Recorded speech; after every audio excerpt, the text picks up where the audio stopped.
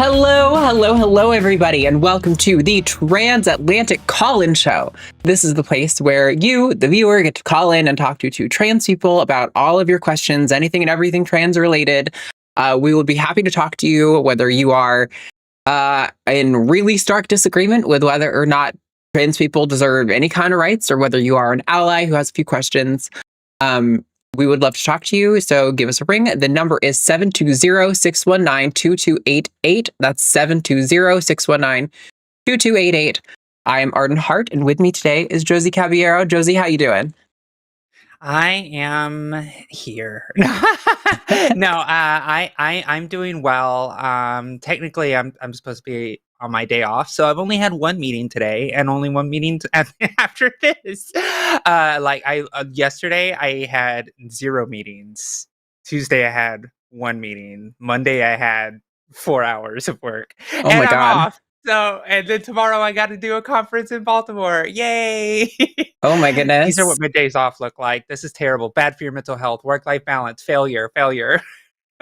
No, we were just talking about this in the pre-show that both of us are kind of feeling like, also, I just realized I don't have the polls put into vMix yet, and they're not loading in my email. So we might just read the poll out loud and then send it to the chat or whatever. But yeah, we were talking about this in the pre-show that both of us are kind of going through a working excessively to cope with the disaster stress of the world kind of situation. And yeah, I mean, it feels like the only answer right now is to be productive, because every second I'm sitting on the couch, I'm like, oh, I have to start thinking about the world. And if I start thinking about the world, I'm going to stop acting. So I need to get back to acting, because there's no in between right now, it feels like.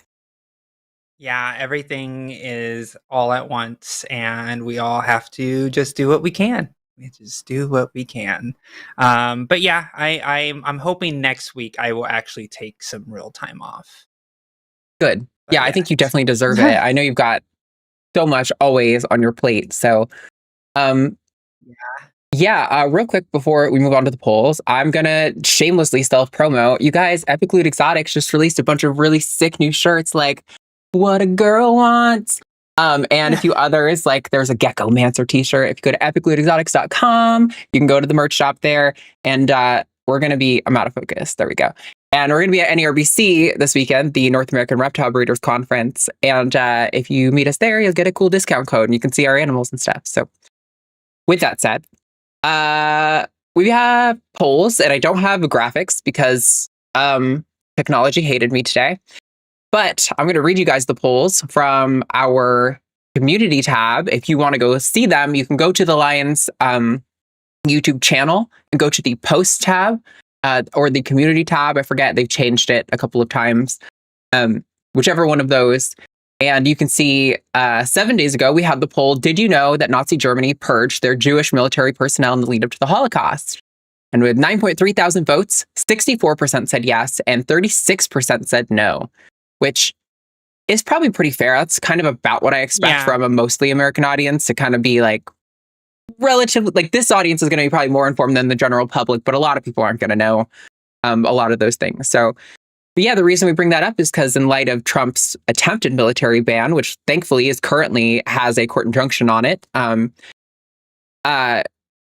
because of Trump's attempted military ban, I think there is some concern and drawing some parallels. And mind you, that trans people don't even have to compare ourselves to the Jews in the Holocaust, because trans people and queer people were also rounded up in the same way throughout the Holocaust. We actually had a little cute pink triangle sewed onto our outfits, the same one that Donald Trump was tweeting out about a week ago on his Truth Social account. So I think it's very, very reasonable to be concerned about the analogs that we're seeing to history. But thankfully right now, the federal judiciary is doing a good job holding up. I don't know if you had any thoughts on that, Josie, before we look at next week's. Yeah, I was surprised that 1/3, that it was only 1/3 didn't know. I mean, you ask a random American on the street, they can't probably even tell you which country America gained its independence from. Americans are notoriously bad about world history across the board. And it's not surprising that people don't know our history, which is probably how we're in this mess in the begin with, is the fact that, I think, I can't remember who said this. It's like history doesn't repeat itself, but it rhymes. I forget which Sure. person said that, but it's so true. I mean, we see it now. The parallels cannot be any more stark as far as like what we see. And it's a scary time. It's a scary time, and people need to be informed, but it's hard because education is under attack, literally. as Yeah. we And I mean, how patently obvious is why they're doing that. Like they keep saying things like, oh, well, our scores are so bad globally that now this is going to be good for us because we're returning education to the hands of the people. Caroline Leavitt, the White House press secretary, just did a little interview where she said that something to this effect, where she's like, oh, now the hands of the education are back in the hands of the people closest to those students. But the problem is that used to be how it was. And we had very disparate and poor incomes based on things like your geography. And those disparities still exist, by the way, massively, but they were at least to some degree ameliorated by an attempt to have like some sort of federal oversight for our education. And now that is being dismantled. And, getting that back is going to be hard. It's going to take a lot of work. Yeah. It is. It really is. But yes, we digress. Yeah. So I'm going to read the next poll real quick, and I'm going to put a version of that up in chat for you guys to participate in. And you can always go again to the post or community tab over on the Lines channel to get involved in the discussion there. And we do have open lines still. So if you haven't gotten your call in, now's the last chance to sneak in at the early part of the show. Is the best time to call. But this week's poll reads, do you think banning trans people from public life is a good use of American taxpayer dollars while issues like the trade war and a looming recession and a lack of access to healthcare remain unaddressed? So I'm going to put a version of that up in the live chat. It's going to be, do you think banning trans people from public life is a good use of American taxpayer dollars? Because there's a character limit. Same question, more or less, but just there was some added context over on the community tab. So we will come back to that and look at the results after a few calls. But yeah, Josie, you ready to talk to our first caller today? Yeah, let's go. All right, let's do it. Oh, right. So first up today, we have caller Quill, she, her in South Carolina, who is in the National Guard and has been through lots of hoops to get her gender marker and is looking for advice. So Quill, you are live on Transatlantic with Arden and Josie. Tell us what's going on. Hello. Oh man, I've been so nervous. I drank a whole glass of water. No worries. Okay, so I originally joined the National Guard like 5-ish years ago. So I ended up doing a 6-year contract, but like about 2.5 years ago from now, I went to I started talking to a therapist, and I already was trying to research the ways to, I guess, jump through the hoops to get everything covered under the insurance that I pay for. And I started talking to a therapist. I talked to them for like a long time. And whenever I went to my command about it, I went to one of the readiness NCOs to talk about it, and they were super supportive. They were like, well, we want you to be who you feel you are, and we want you to be, and we'll try to do our best to help you. And I was like, okay. So then fast forward, throughout that whole time, I've turned in every doctor's visit, all this stuff, because they were saying that they have no way, or they didn't know the way for how to get my gender marker changed and all this stuff. So I started off with my name change. That took them 8 months to finally get through. And then whenever I hit that 1-year mark that I was on hormones, they were like, once you hit that 1-year mark, you can bring that paperwork and we can get the process started for your gender marker change. And I was like, all right. So then everything was going pretty fast, especially since they said that I'm the first one to, and that battalion or like in that state level to push everything through. So they said it would take longer because I'm like one of the ones who decided to jump through all the hoops to be able to get everything. Because like I have a few people in my unit who are also like doing their own stuff like under the table. But whenever right after the election happened, even like the months leading up to it, I didn't get any responses from my emails to like check up. For like the 2 months leading up to it, no one talked to me. I would email them like once a week, nothing back. I tried calling their office, nothing. Then whenever the election happened and everything went through, I still didn't hear anything. I emailed them again. I was like, well, this isn't good. So then I got a call basically saying from the retention sergeant. He was basically called me and he said, hey, so you have, he's like, all your previous paperwork, your ETP to grow your hair, all this other stuff to follow female grooming standards is null and void. All your paperwork I was even going like, I had paperwork in for about a year to go full time, and everyone was on board. We were just waiting for state. And then they said, all that's been null and void and tossed out. I was like, oh, okay. Then I was like, do I just need to like, what do I need to do? And they were like, well, you have two options. And they were like, this was 3 weeks after the election. So they were like, okay. They were like, you have two options. You can either comply and be who you actually are, or you can get separated. And I was like, well, you could have worded that a little bit better. You didn't have to say it like that. Is this before or after the memo? This was like 3 or 4 weeks ago. It was about a month ago. Okay. So after, no, it was a little bit after the memo. So right now, it's not surprising. I'm sorry you're dealing with this. It's a complete disaster. I know a lot of active duty folks that are also dealing with this right now. And so your command was, you're not going to do this. You can't do this anymore. We're going to rescind everything that we told you. And now, have you heard anything else since the court said that this isn't legal? Well, they actually stopped letting me go to normal drills, so now I have to go during the week when no one's there, and I do like odd and end things like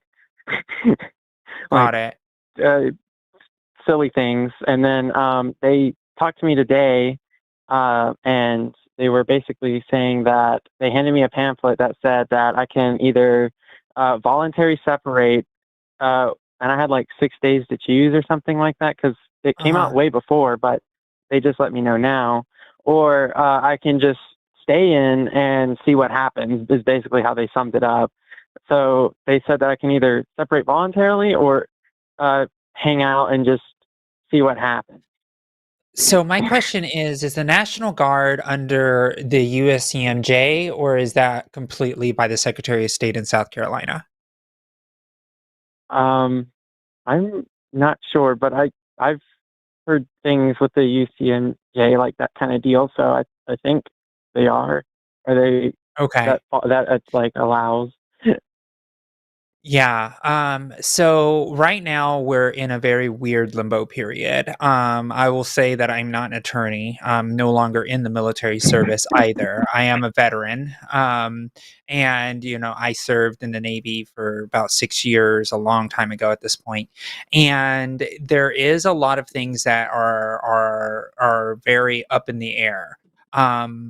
I'm not sure about the National Guard as much as I am about the active duty folks, but as far as I know, active duty folks are kind of in this really weird limbo because a lot of the commands don't want to lose their people, because people are pretty vital to their to the the work that they're already doing. They're highly qualified, highly trained personnel.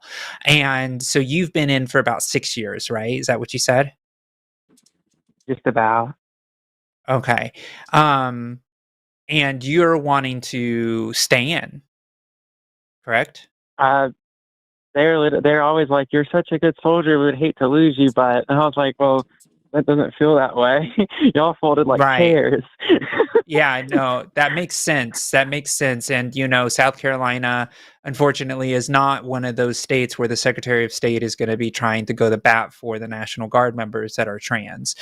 There's different states that are having different situations at this time, depending on who their Secretary of States are for their particular National Guards that they are and I guess overseen by. So one of the things that I will say is with voluntary separation, you have the whole list of things that they're trying to give folks, and then involuntary separation, they will try to like kick you out in a way that may not be great as far as like getting your benefits and things like that. However, in the National Guard, if you don't do the full 20 years, then you're not really going to get any real benefits anyway, in a lot of cases, depending on how that works. It's one of those situations where you don't have a lot to lose to say, screw it, take me out kicking and screaming. Or if you were to say, all right, I'm out of here, I'm gonna leave and try to get this admin step and get the little bit of money that you're gonna get and move on. It's a really, really tough situation right now because everything is a complete mess and nothing administratively is being done correctly. Everything is just kind of flying at the seat of the pants of Hexeth and the defense and Trump and Elon. They're just basically doing whatever they are, doing what they want, and waiting for the courts to tell them no. What we do know is the courts did tell them no as of a few days ago. So what we have here is a unequal and unbalanced way that they're applying this memo, especially to people who are National Guard, people who are newer members of the military that don't have very high levels of training, in particular for the roles that they do. They're like, okay, get out right away. While people who are like, reactor operators and folks that have like language training or have been in the military for, decades, they don't want to lose those people right away because they're critical personnel. So there are a lot of commands that are pushing back.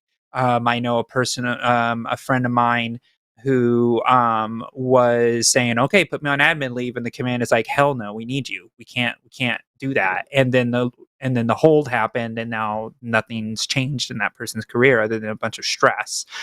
So it's a tough situation. And really it's up to you. I cannot tell anybody to say, stay in and deal with the consequences of staying in. And I can't tell people to get out because I don't know what the life situation is for folks that are going to try to get out either. It's just a really crappy situation. Phil, I have a question for you. When you've been engaging in these communications with like your, I don't know what you call them, superior officers or whatever, is this happening digitally or virtually, or is this happening in person? In person. Okay. Because my thinking is that it could be worth it for you to try to the best of your ability to create a paper trail of like the digital documents and digital communications you're having. I would highly recommend, if you ever get an email or a text message or a physical piece of mail, to keep that and hold that all together, because that could be worth you having if you attempt to try to, fight this or have some sort of defense of yourself. I know there's already a bunch of lawsuits going on regarding this, but yeah, I always recommend in situations like this, you try your best to establish as much of a paper trail as possible, because that's really going to be your only ammunition for defense against this sort of thing, for this unequal treatment. But yeah, I mean, I'm right there with Josie, where I wish I could give you better advice, but it's so hard to tell you, yeah, fuck these guys, they're treating you like garbage, get out and screw them, because you're there for a reason. You probably, to some extent, like what you do, and there's a lot of benefits that come with the job, and I don't want to, tell you how to live your life. So yeah, I think my only really advice would be to, seek legal representation if you think it's appropriate, and definitely start creating a paper trail and get some evidence of everything that's going on. I really appreciate just getting to, I guess, to talk to someone, because like it's been kind of hard because like I guess like normally before I started like to transition and everything, I was treated pretty normal, and then they seemed on board to like be supportive the best way they can, anyways. And then now like I remember I had one of our section leaders. They were very, very like targeting and discriminatory against me, and like even some of the other NCOs were like, "Hey, you need to like chill out," and they were telling her that. And then they all told me that I should file something. I filed it, and the EO sergeant was like, "Oh," he's like, "we take this very seriously and all this stuff, yada yada yada." And then he was like, "I promise this won't get swept under the rug." And got swept under the rug. So now I'm like, I don't even know if I would want to stay in, because obviously it's not. I don't know. I'm definitely leaning towards the not staying in. I'll tell you, I relate deeply to you, Quill, on the being the first person to kind of go through the process. I've told the chat before, the live chat knows, I was the first person in my county as a teenager to ever apply for a gender marker. First person ever to do that. And it was silly, the amount of extra hoops that I had to go through. But, you know, I do think even though all of this is happening, right, I do think there's value to you being the first person to blaze that trail and to, you know, kind of carve that out, because that is going to help the next generation, even if institutionally things are starting to break down there. I think you are going to be able to offer some good insight to people who come after you who might need similar help. So, yeah, I think there's lots of value to being the first person to do this, even if it ends the way that it has. I think that's going to allow you to bring something really valuable to other trans people down the road. So I appreciate you for being willing to stand up for yourself and for what feels right for you. Yeah. I wish I could give you more. Well, it's all right. It was nice just to get to like talk about it and just hear, even if it's not, I guess I wasn't really looking for an answer. I guess I was just looking to have someone, I guess chat or like talk back with me for a second. Yeah, Sure. I'm sorry that this is happening to you. This is unconstitutional. It's a discrimination. It's against your human rights. It is everything that you can possibly imagine as screwed up as far as being treated for doing nothing more than wanting to serve your country. It is despicable. Keep your evidence, because there's probably going to be a lot of lawsuits that you can probably be involved in later on in the few years. So that's one thing that the government doesn't understand right now, or I'll just say Trump doesn't understand, is that he's creating so many legal battles in the future that it's going to cost our country even more money to pay back our heroes that are going out there and serving our country. And now we're going to have to pay them back for the trauma and damage that we have done to our people that have been A lot doing of it. savings we got out of that, right? Yeah, exactly. Yeah. Yeah. Well, thank you so much, Thank Quill. you so We much. appreciate your call, and you know, best of luck. Call with an update if anything changes. You know, for the better or worse, I think is always valuable for our audience to hear what trans people across the country are going through right now. So I appreciate you. Thank you, and thank you for letting me talk.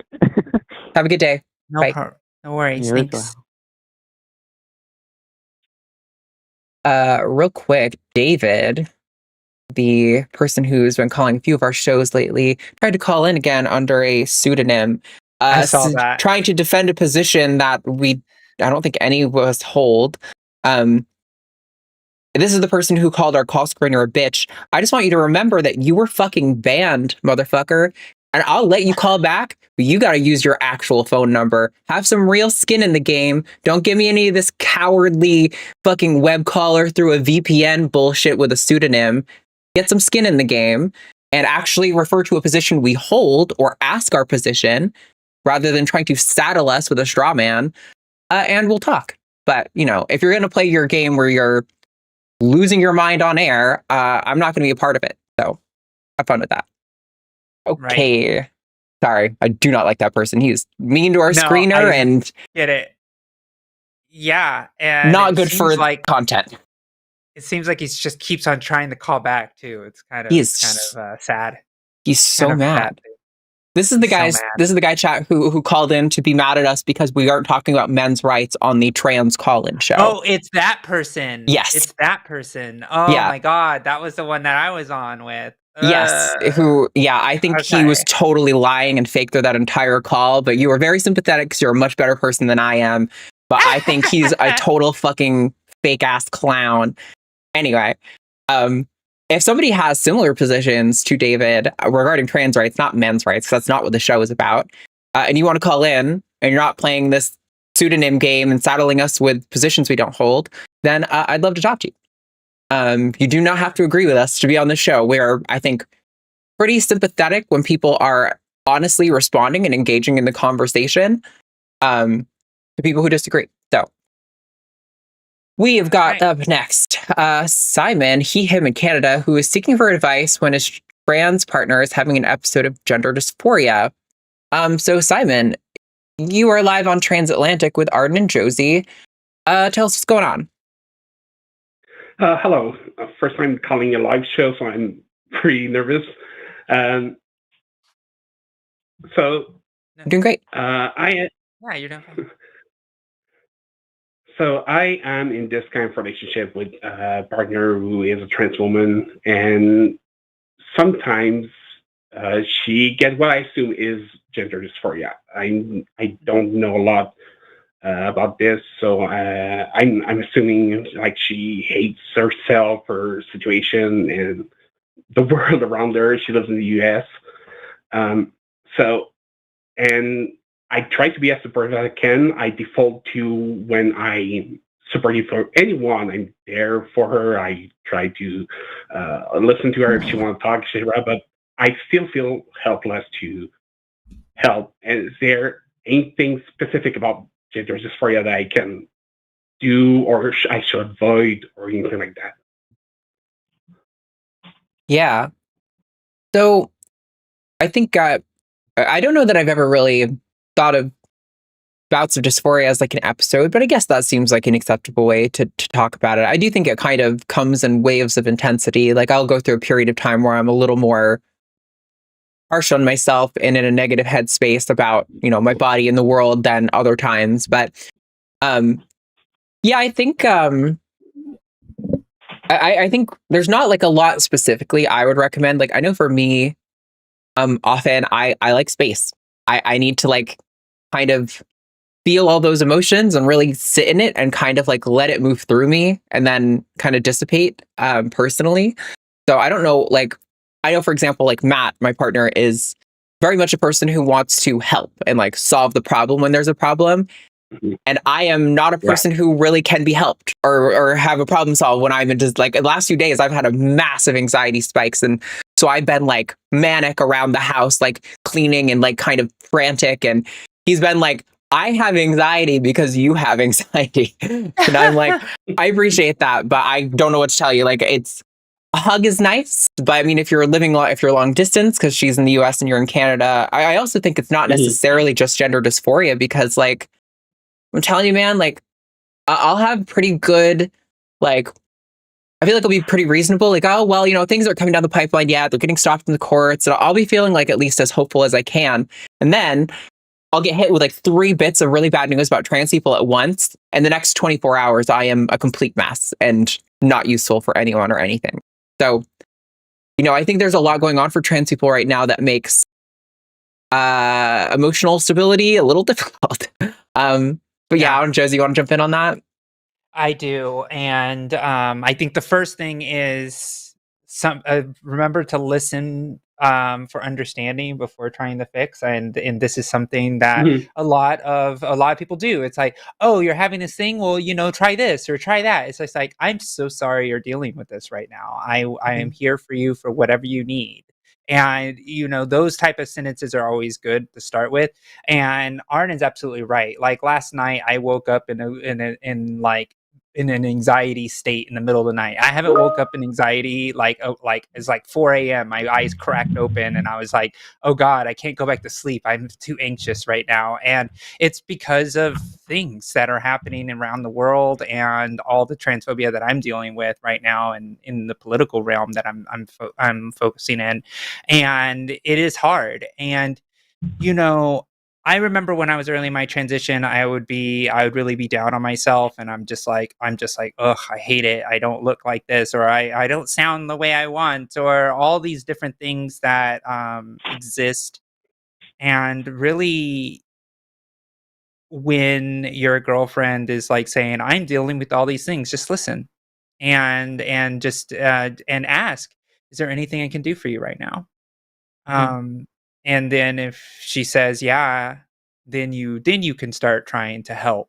But honestly, Simon, sometimes when we're like in an anxiety spiral, I just want to vent and be like, the world sucks. I hate it. I don't like everything. I hate it. I hate it. Hate it. Hate it. I don't want to be here. Pop, pop, pop, pop, pop, pop. And it's all I need to do. I just need somebody to hear that and acknowledge it. And I don't need a solution to that problem. I think that is something that when you have anxiety or when you have these like things that are related to either gender dysphoria or not, it's just frustration and anxiousness. It's just anxious energy. Matt and I will jokingly, sorry, Simon, you can respond after this. I just wanted a little funny thing is that Matt and I will sometimes, I think he came up with this before, we'll use like man ears and women ears. Like you're giving me man ears right now, you're giving me problems. I need some woman ears to just listen. So they're throwing a bone for my gender essentialists out there. But yeah, go ahead, Simon. How do you respond to all that? Does that help at all? That's already what I was doing. I didn't want to impose anything. I was just there to listen and things like that, and then be there for her. I just wanted to know if there was some things like more special I can do for gender story. I think I should have also said that she is really at the beginning of her transition.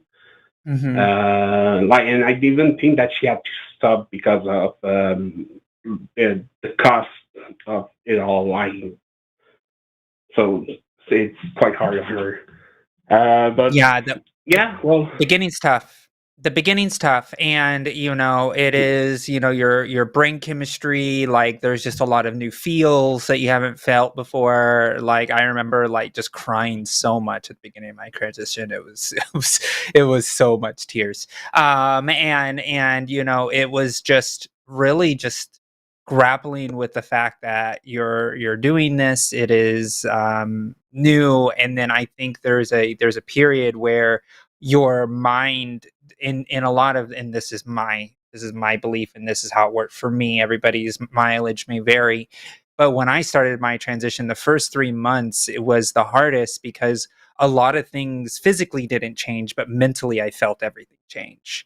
So for me, it was really hard to kind of have that there's like a delay. It's like your brain transitions before your body does, and then for me, the dysphoria got a little worse before it got better, and then it got great, and now I'm fine, right? And I can manage my own anxieties around my own self much better now. But yeah, it's tough.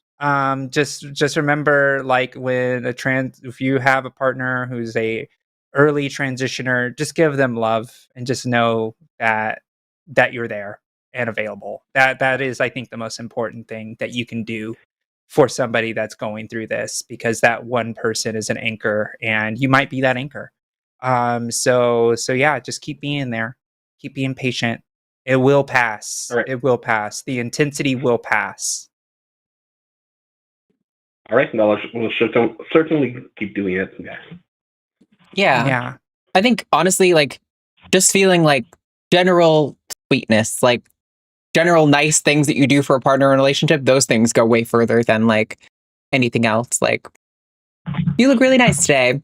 I really love you. Yep. Oh, thank you for doing this thing. Like those kind of things are just kind of like, bring a little bit of ease into it all. So yeah, thank you for calling, Simon. Clothing.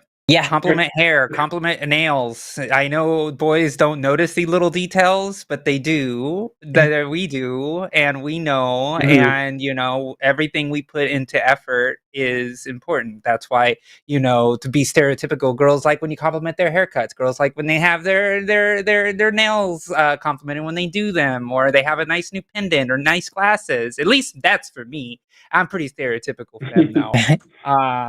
So yeah. All right. Well, thank you for taking my call. Yeah, thanks for calling, Simon, and best luck. We'll talk to you later. Bye. Bye. We're gonna move on to our poll, but real quick, hey, PD in chat, who says cis is a slur. I opened an entire line just for you. Nobody else. Call in and defend it. If you really think it's a slur, I would love to talk to you. I would too.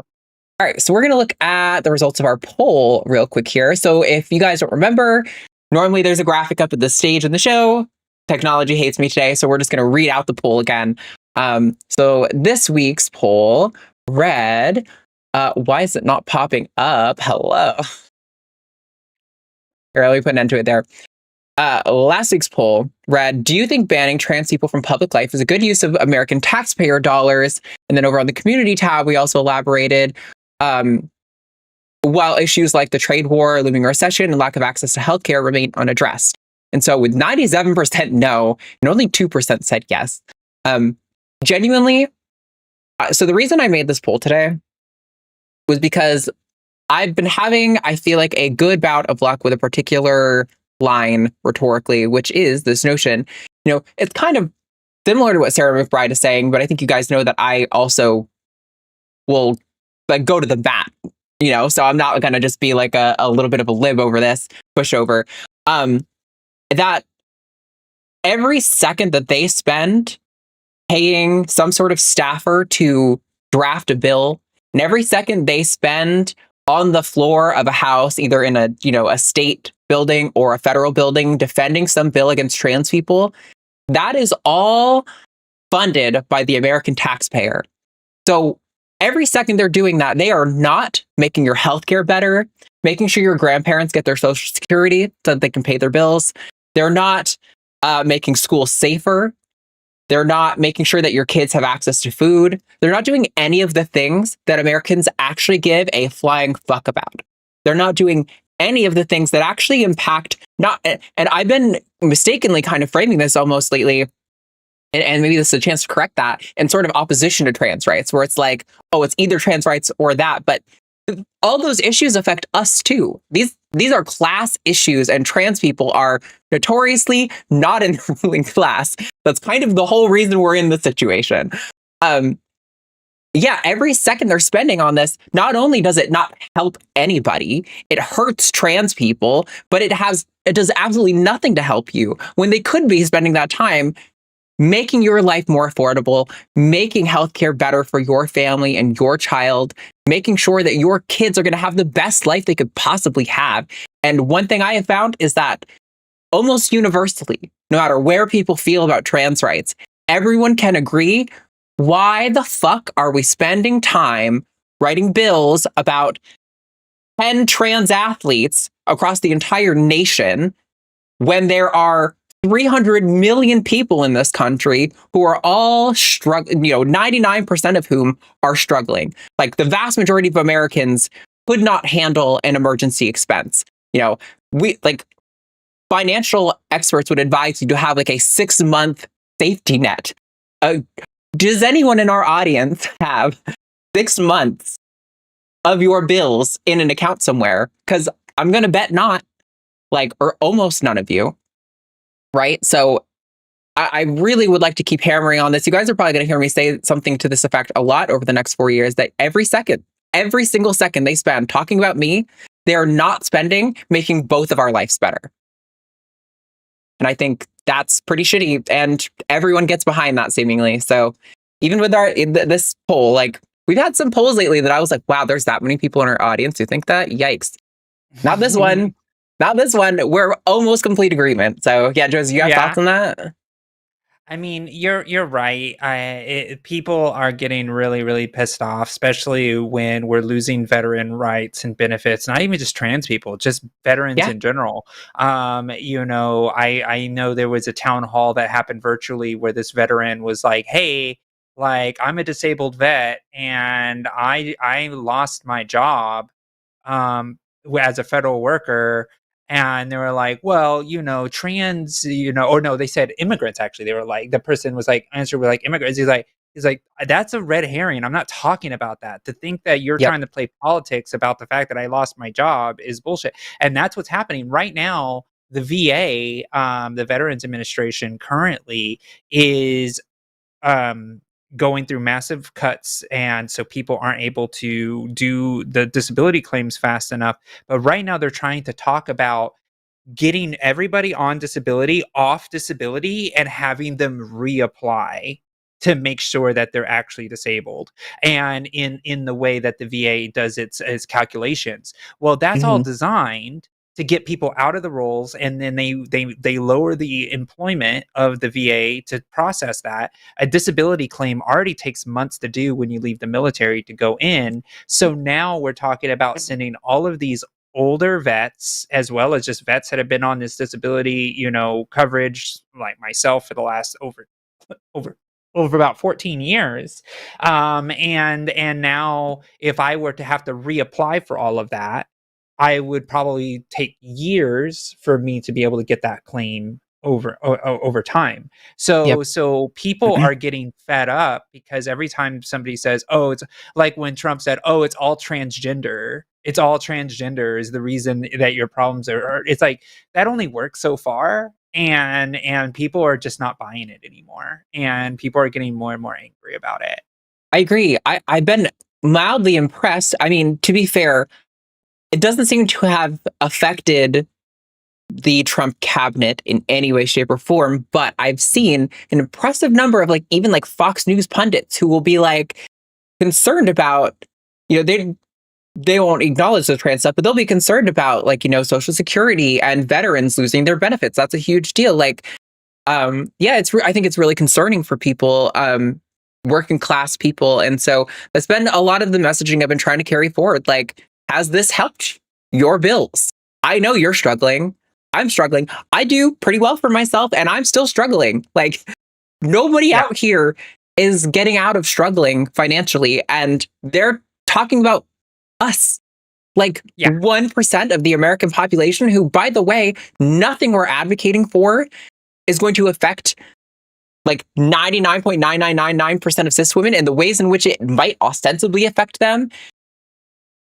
There's nothing immoral about that. It's oh, you peed next to a trans woman. That doesn't impact you, right? That doesn't impact you in any moral, ethical, or emotional way, or at least it shouldn't, unless you have some serious damage. But that shouldn't be our fault. Yeah, it's pretty Right. concerning the ways that our government. But I agree. I don't think the American people are buying it quite as heavily as they did on the campaign trail, and I really hope that between even Chief Justice Roberts stood up to Trump a little bit, which is a moving of the needle that we haven't seen. And it makes me hopeful that at least we can hang on and not go full collapse of the Weimar Republic until we get to past midterms, where maybe we have a chance to put a stopgap on this mess. The damage has been done. It will take time to undo, but at the very least, we can start working.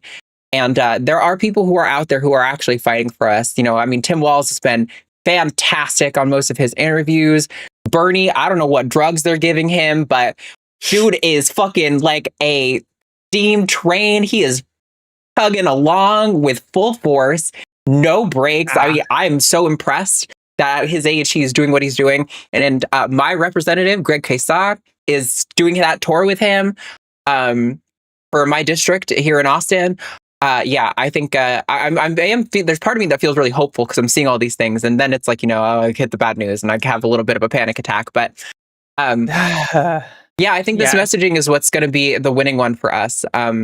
I do think it's good to come from not someone like Sarah McBride, who's allowing herself to be called, her only response to being called sir in a congressional office building is to say ma'am back to the person, which is like, I guess that's something, but It was quick.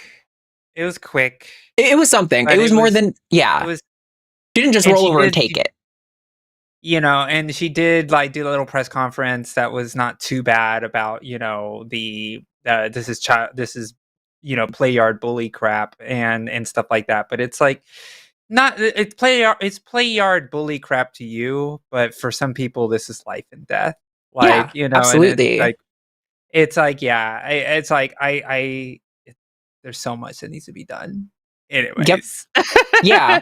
But anyway, that is a poll. If you didn't get to vote here in the chat, you can still participate over on the community tab. And hopefully next week I'll be able to have the graphic up so we can see what you guys really thought about that. I am, based on this poll and knowing our audience, I suspect it'll be similar. But yeah. So it doesn't look like we got PD to call in. I'm going to leave that extra line open for another 10 minutes or so, and then we're going to close it. If you want to defend this is a slur, that is there for you. But until then, let's see, who do we got? I think we might have like a spicy one or two in here. Let's see that. Yeah. How about 17-2? Does that sound good to you? Yeah. Yeah. All right. Yeah. We're going to talk to caller M. He, him in the USA wants to talk about the ethics of trans equality and on what standards we determine that by. So, M, you are live on Transatlantic with Arden and Josie. What's going on? Well, hello. How are you guys? Doing all right. Oh, wow. Why don't you set it up for us? What are you calling about today? Sure. So I am going to be asking about meta-ethics, if that is all right with y'all. Might be a little out of our depth, but we will try to participate. So, I mean, let me know. Yeah, sure. Go for it.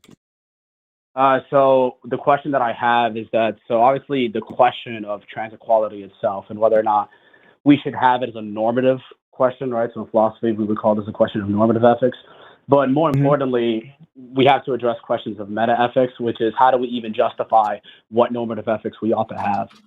So the question would be, on what basis should we consider not only trans equality, but even just equality itself to be a moral good under your system? Well, I subscribe to secular humanism, so that would be where I'm operating from. Sure, but can you justify it? So okay, hold on. When you say can you justify it, are you trying to suggest that I need some sort of grounding, some sort of foundation to have ethics? That it needs to be logically coherent. I think it is logically coherent to be a secular humanist. Okay, so can you explain how secular humanism accounts for equality being a good?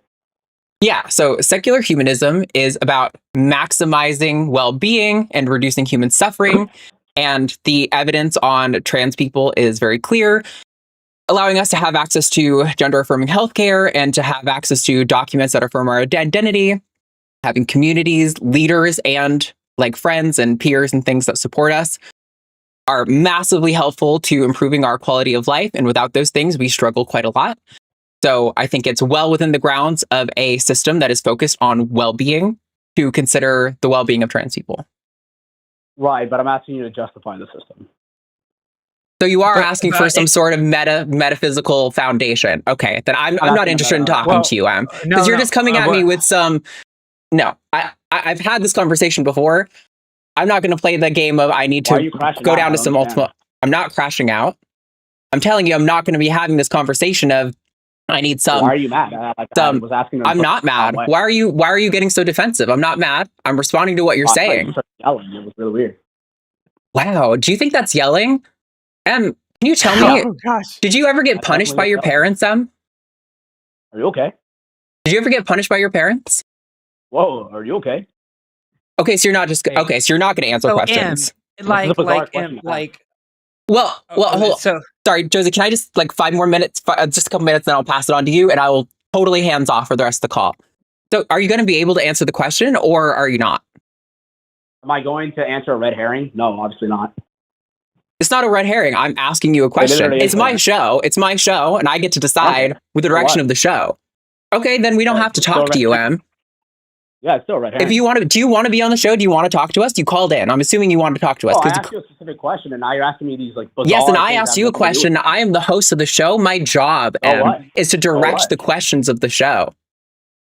And See, so M called yesterday. I'm going to mute him for a second.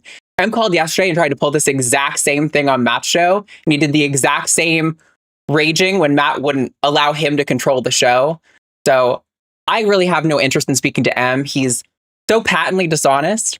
And all he wants to do is go, you're raging. He actually, he has plausible deniability because it came from an anonymous Proton mail. But Matt, he sent a flaming email to Matt, like, paragraph long, raging, talking about how he's got ball washing minions, which I gotta give credit. Ball washing minions goes really hard. I think that's hilarious. It does go pretty hard. But you're a fucking clown and you're not actually interested in having an honest conversation. So I don't know why we should bother talking to you. So I'm gonna mute you and let you try to answer that question. If you don't, I'll let Josie go on for a little bit, but I honestly don't think it's responsible of me to allow you on the line if you're gonna not engage in the conversation. So you're unmuted. Do you want to respond? I never sent emails to Matt even once. Well, I don't know why you lied. I don't believe you. You're so full of shit. Yeah, okay, well, the you're email lying, was glazing you, dude. There's no way some random with a Proton mail sent Matt an email glazing your asshole. You're so full of shit. It's so obviously you. It's really funny. Can you tell me who the fuck uses Proton? I'm sorry. Yeah, this guy's got mental illness. I don't know what to do with him. Yeah, you can have him. Sure. And what is meta ethics to you?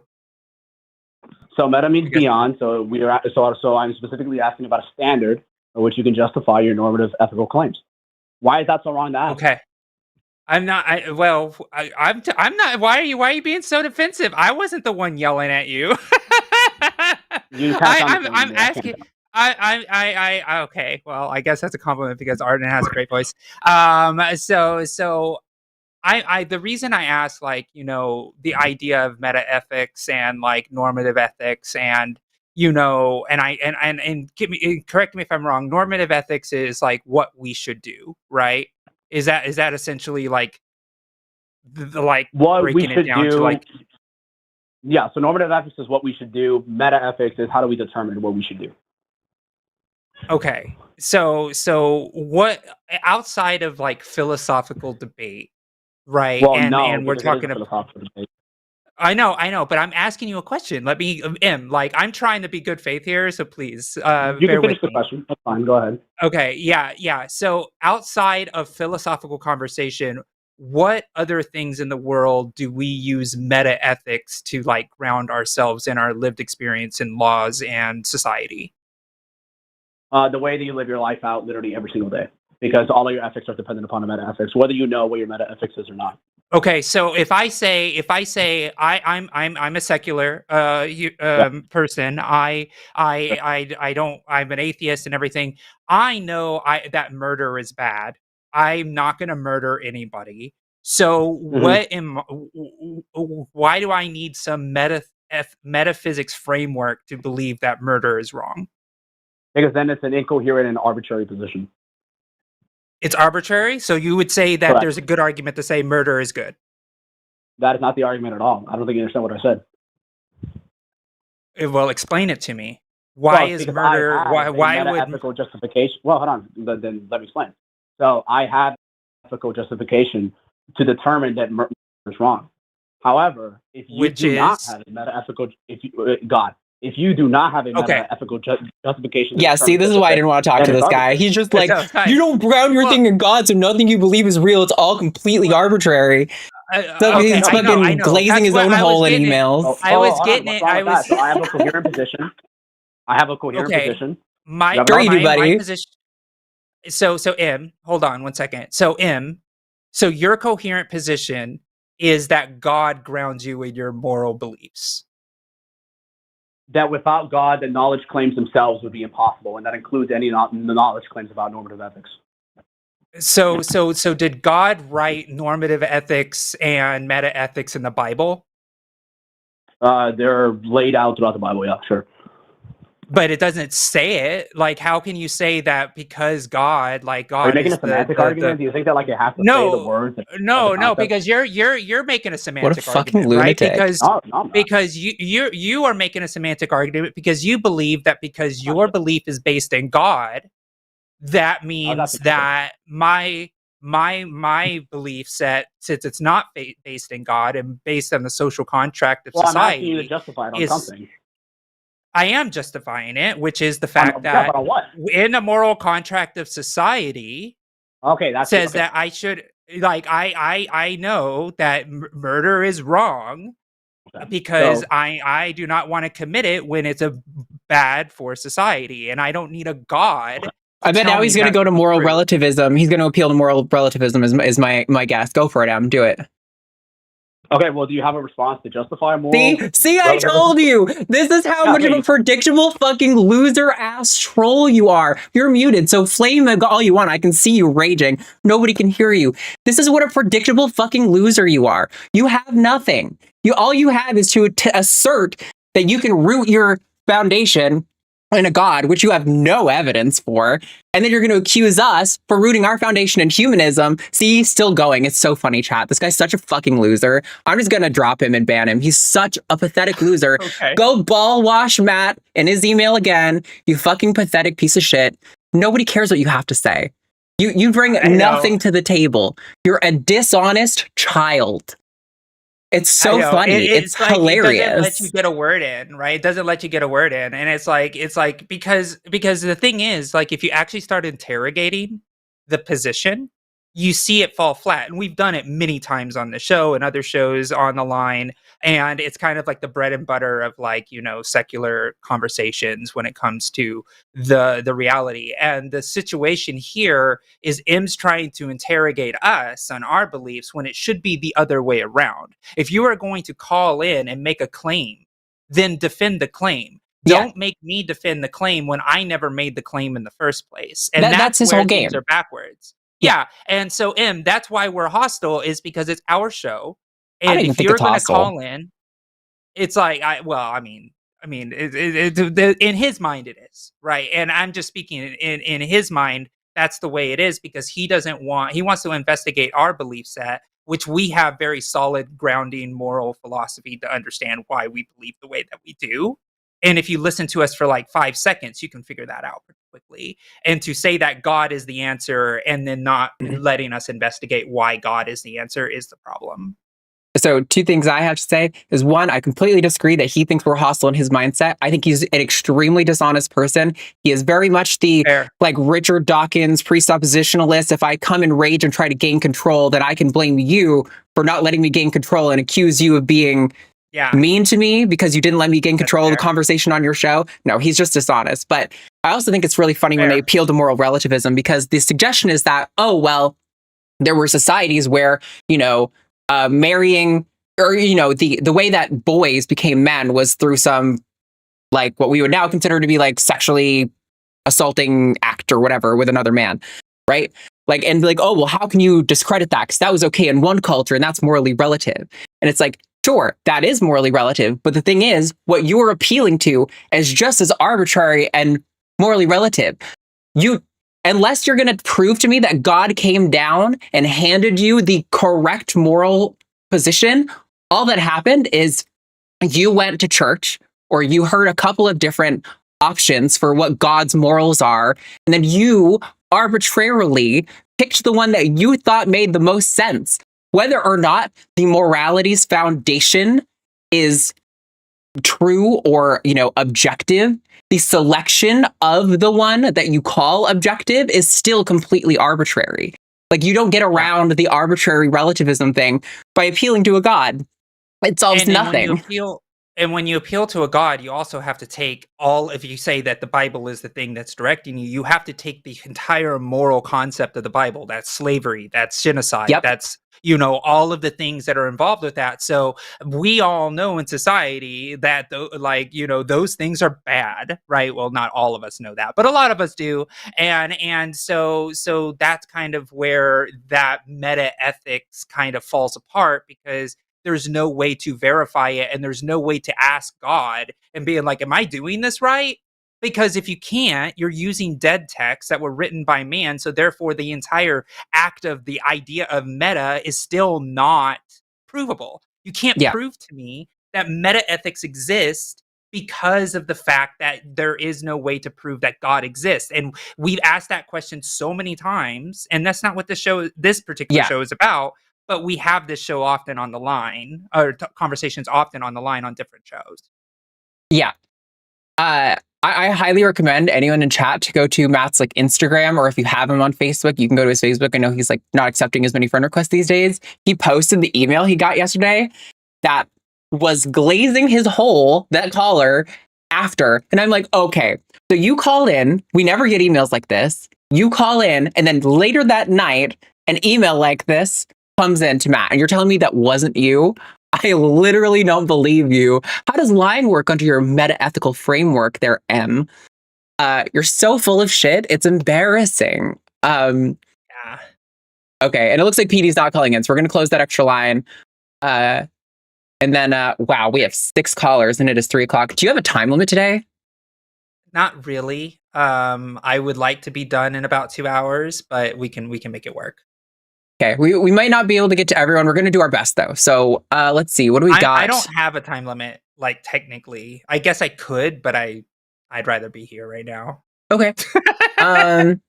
Let's see. That one was good. Okay, so maybe we can talk about the trans athletes. So we got Rob, he, him in Spain wants to talk about trans athletes. So, Rob, you are live on Transatlantic with Arden and Josie.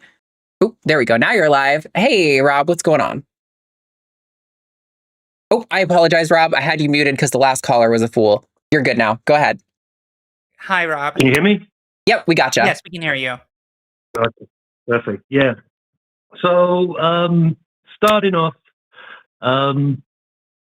okay, I support everything. I want you guys to be able to participate in anything you want to participate in. But I know, but I see. yeah. I just, when I see it, when I see the rights attacks and they pull up files or videos of these trans athletes winning competitions, and you see it, and it's some 6'2" strong, muscular woman who just outsides all of her. I've got no worries with it. I don't care. I'm not trying to body shame. I'm not trying to body shame any trans woman for being big and muscular or anything like that. But it's just the imagery is just like, oh my God, couldn't you just sort of like take one for the team and just like not do that? Because I just feel it's harming so much. I don't know. That's just my opinion on it, and I'd kind of like to flesh it out with you guys to change my.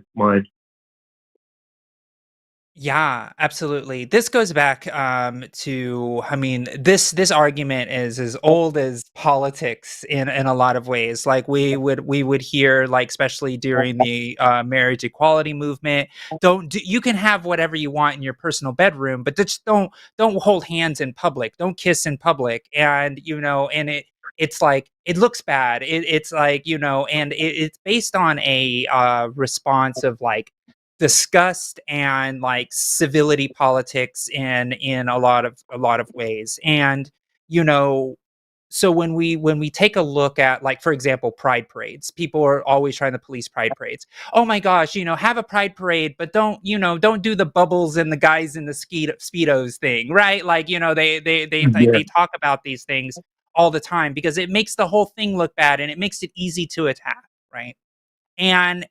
And one of the things that we know is, through history, when we give in to these things, it is a precept to take more away. So when we say we're going to remove gender affirming care for minors in certain states, well, now states are trying to remove gender affirming care for adults. And some states like Texas are trying to remove the ability to even be trans in public without risk of a felony and being in prison for 2 years. It just starts to go further and further and further down the line. And they know how to get people's emotions up. and they use the proverbial, like you said, the athletic trans woman that is tall and has the ability to, be an athlete in the way that they are, but they don't show the equivalent cis female athlete that kicks that trans woman's ass every time, right? When we see Leah Thomas, they don't put a picture of Leah Thomas next to Katie Ledecky, who is a cis woman and is probably arguably the best swimmer in the world. And she has, she's great, right? And she is faster, stronger, and has more decorations than Leah Thomas could ever dream of. In fact, when Katie Ledecky was swimming at the time that Leah Thomas is swimming, Katie Ledecky was running laps around Leah Thomas. And if you look at, for example, this long jumper, there's a big long jumper controversy right now. And they are like, oh my gosh, this trans high school athlete is jumping 2 meters farther than these other 2 women that are doing it. It's like, well, they're in a rural area. There isn't a lot of competition in that school. And if you compare the high school world record compared to this one jumper, you'll notice that she's 1.5 meters behind the world record in high school triple jump. But they're trying to make it that these trans women are just so athletically powerful and they can absolutely dominate the sports. In fact, did you know that 1 out of 10 men believe that they could take a point off of Serena Williams in a tennis match? I saw that. Like, yeah, right. It's like because there is a belief that if a man touches a ball, it automatically goes into the basket or in the lines or like in the face of a trans woman and shatters her freaking face, right? Like, that there's like this myth and this ethos that this is happening. But we know from the data that there's only 10 trans women in the NCAA out of like the 500,000 athletes. We know that every single state ban that has happened on athletes really affect like high school and junior high kids and elementary kids, and they can't even count how many people this affects. At the end of the day, what they're trying to do is do a blanket ban, and they're trying to point at these random edge cases to say, we're not going to let kids participate. And what happens is, let's say in your scenario that this woman who's just taller, right, than her counterparts on average, decides to say, you know what, I'm not going to play in sports. Well, now she's not playing in sports. Now they can just do blanket bans saying, you see, even this person says that they shouldn't compete. And then it makes it easier for them to ban the 10-year-old girl that just wants to play soccer with her friends. Right. And that's the sinisterness, right? It's the blanket bans. And that's what I look at when I see all of this, because as soon as we give them an inch, they'll take a mile. But go ahead, Arden. Yeah. I first of all completely co-sign, especially the last thing you were talking about. The blanket ban is always what gets me. Like, you can't ban an entire group of people for traits that only some of them might have. And I'm not even convinced if they have them, banning them is the ethical decision. So it's like, the argument I think is still so far from made. And it's also important to note that the science is still really like out on what extent trans people have, trans women who've gone through, whatever hormone treatments might have an advantage. But 2 things I wanted to bring up. One is with regard to, I think it's the Olympic Creed, I can't remember, but they talk about how they believe that sports is a human right, that absolutely everybody deserves to be able to participate in sports. Would you agree with that, Rob? If they want to? Oh, absolutely. 100%. Yeah. Me too. Absolutely, 100%. I kind of wish other trans people were like me, because I hate sports. It would make my life a lot easier, but people like sports. So like, fucking, it is what it is. They deserve to be allowed to play sports. I think it's worth noting that trans athletes have tried to be in the Olympics. In the last Olympics, there was a weightlifter. I think her name was Laurel Hubbard. She didn't even qualify. She got like 2 positions down from qualifying, meaning 12 cis women performed better than her at weightlifting, which is supposedly the thing that trans women are going to be the most powerful at, have the most disproportionate advantage at. Does not bear out in the facts, and they've been allowed to compete for like 20 years in the Olympics, and it hasn't happened. But the other thing, and it's kind of unrelated, but it's just like something to have in your back pocket, Rob, when you're hearing people talk about this.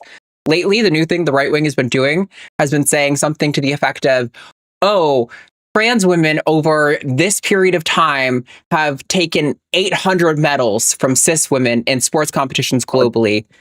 And the one thing I want to say to you, screaming at Piers Morgan on the TV Yes, whenever yes. he brings this up. I've been And the one thing I want to say screaming to at him. to you and everyone listening is to consider base rate statistics. 800 medals sounds like a lot when they don't tell you out of how many and over what period of time. Because if And what 800 is out of 805 over a 6-month period, that's insane. But if it's 800 out of 20, 30,000 over several years, 20, all of a 20 sudden, years plus. right, all of a No, sudden, I'm sorry. No, it's 2021. That's what they said. Sorry. Anyways, I'm looking Right. at this. Remembering but it. either Yeah. way, that shows that it's actually like statistics. 0.001% of the medals, right? Like it's a fraction of a fraction when you actually consider it. And one of them is one of the medals is Irish. Every single local swim meet and like 12 years. I mean, I used to be a swimmer when I was younger, and you know, there's thousands upon thousands upon thousands upon thousands of events every weekend in every city. You know, I mean, it's ridiculous. Yes. And it was globally. Yeah. It was globally, and also one of those awards that they counted was Irish folk dancing. Like, I'm pretty sure they counted some twice. This came from like a Moms for Liberty type source. I don't think it was actually Moms for Liberty, but it was very similar. Right. Sorry, go ahead, Rob. I want you to talk. Sorry. What do you think of I don't know if you've seen Neil deGrasse Tyson recently doing some rounds and talking about sports and athletics, and he's been bringing up sort of a new way to imagine competing in sports where it's not gender related, it's not sex related, it's all about, they'll measure your hormones or they'll measure your testosterone and they'll measure your height and weight and all these things, and then they'll group you more scientifically so that every event is more competitive and that there's more competition amongst groups of people, with sex and gender not really playing a role at all. Yeah, we've actually been advocating that for years right here on this channel, long before Neil deGrasse Tyson started doing it, and I'm glad he's doing it. I think it's a really good argument. It's women are. Maybe he's been watching your show. It's possible. I kind of doubt it, although he has met Matt before and knows of Matt, so it's possible, but I doubt it. Anyway, I think it's important to note that like women have barriers to competition that men don't have, right? Like cis women, if they have too high of testosterone, will be removed from play because of these regulations. And I think it would make so much more sense to do what Neil deGrasse Tyson is talking about, what I've wanted to advocate for forever. And nobody listens to me on this, and that's probably good because I don't do sports, right? I've been very clear about this, but I think it would make way more sense to divide based on scientific divisions. And then you have situations where cis women could be winning medals over cis men in competition that they've historically dominated. How fucking awesome would it be to live in a world where there's gold medalist women who beat the cis men around them? That to me sounds like equality, not this, let's keep it segregated, keep everyone apart by sex because women are stupid and bad at sports. And so if we let anyone else in, they're going to lose all the time because they suck at everything, whereas men are awesome at everything all the time. And if someone who used to be a man does something, he's automatically going to win because men are awesome at it. Like it's all rooted in this like sexist belief foundationally. Yeah, absolutely. And I'm sure you know this. The only trans person to ever represent Team USA is a trans man who, was born biologically female and just happened to be better than all the men. Is some endurance running or something? I can't remember his name. It was endurance running. Yeah. Mm-hmm. Yeah, and like it was interesting because like Donald Trump even put up a statistic or said something on one of his tirades of a trans woman won a backpacking. It was like a backpacking competition where they were like going like cross country running type of race, and he was like, and the trans woman won by 4 hours. And it's like, that was a co-ed race. She beat all the men and the women. Like, it was one of those things where it was just like, are you kidding me right now? And he does, like, they create all of these fictions, and I'll tell you, Rob, even if they didn't have, let's say in the scenario that you said, all of these other trans women are like, you know what, I'm going to hang up my athlete shoes and I'm going to stop. What are they going to do? They're just going to show a photo of the Algerian boxer. They're going to show Serena Williams. They're going to show all of these other women, and they're going to say those people are trans, because there's never going to be an answer, because you're right. The narrative and the visual is so powerful that they're willing to lie about these. Mm-hmm. Sorry, go ahead. Sorry, this is the whole thing. They've just got no shame. And how do you argue with somebody who's got absolutely no shame? The what is a woman crowd are the same people who spent years saying that Michelle Obama and Serena Williams were men. And it's just like, how do you argue with that? How do you combat that? It's crazy. I mean, I think, I've been on record here on TACIS for a long time, as it was evidenced by my last call that I thoroughly reject civility politics. And I think when people show up with disrespect, you meet them with disrespect. And what I would like to see is more people like Governor Walz who are able to call these people weird and free, like call them what they are. Let's stop being like, oh, they're wrong about this factually. They don't care. They want to lie. They are more than willing to lie. Let's actually meet them on their level and attack them back and make the case for why we care for the things that actually affect people, right? Like, these are the kind of things that I think are good. But yeah, I mean, it's scary. The encroachment of fascism right now is global. And I think a lot of people are rightfully nervous looking down the barrel of it. And yeah. They're crying that Walz is un-American for rooting for the failure of a great American company like Tesla. And these are the same people trying to bring down Target and Bud Light and whatever. I mean, it's unbelievable hypocrisy. 100%. Yeah, the hypocrisy is seen as a strength. Matt and I flip off every Tesla and every Cybertruck we see on the highway every single time. I do too. And one time I did do that, and I felt bad because there was like a mom and a child in it, and I was like, oh. Hey, listen, moms and childs can support Nazis too. I get sometimes people bought the car before they realized he was a problem, and so, That's true. But I'm like, if you can't be politically aware enough to know that our fucking co-president right now is dig-heiling out on the fucking campaign floor or the rally floor, maybe you shouldn't be allowed to even have a car. Like, maybe you shouldn't be allowed to have a phone or leave the house. Well, statistically, those cars are dangerous and shouldn't be on the road anyway. So it's kind of like, get that hunk of trash off the road. Yeah. Well, thank you, Rob. I really appreciate the call. And, we got to just keep fighting back harder. Yeah. One more quick thing. Sure. Arden, how do we get you to meet up with Emma Vigeland and the Majority Report? Listen, I'm such a fan. If she reached out anytime, I would say yes to whatever, anything. I mean, I've been kind of flirting with trying to do my own content, and I've reposted some clips from here and there, and I'm kind of trying to build up towards it. So I don't think I could have her on anything I do, but yeah, I mean, if she ever wanted to get me on something, she would not have to try hard. I would be like, yes, please, God. Okay. I've been on Sam's Theater one time when I was running for office back in 2020. Yeah, maybe I'll do it again when I run again for something soon. Yes. Stay tuned. I'd really like to see some honest, genuine, decent trans representation in the political sphere, because at the moment all I see is Brianna Beckham Wu, and I know. I think Arden should be the face of the politics. But there we go. I appreciate that a lot. Thank you very much. Thank you, Rob. I appreciate you so much. You have a nice day. Thank you. Bye. Bye. Every time I have such imposter syndrome, because like I've been doing this for years. It's way less bad than it used to be. I used to be like crippled by the imposter syndrome feeling, and now I'm kind of like,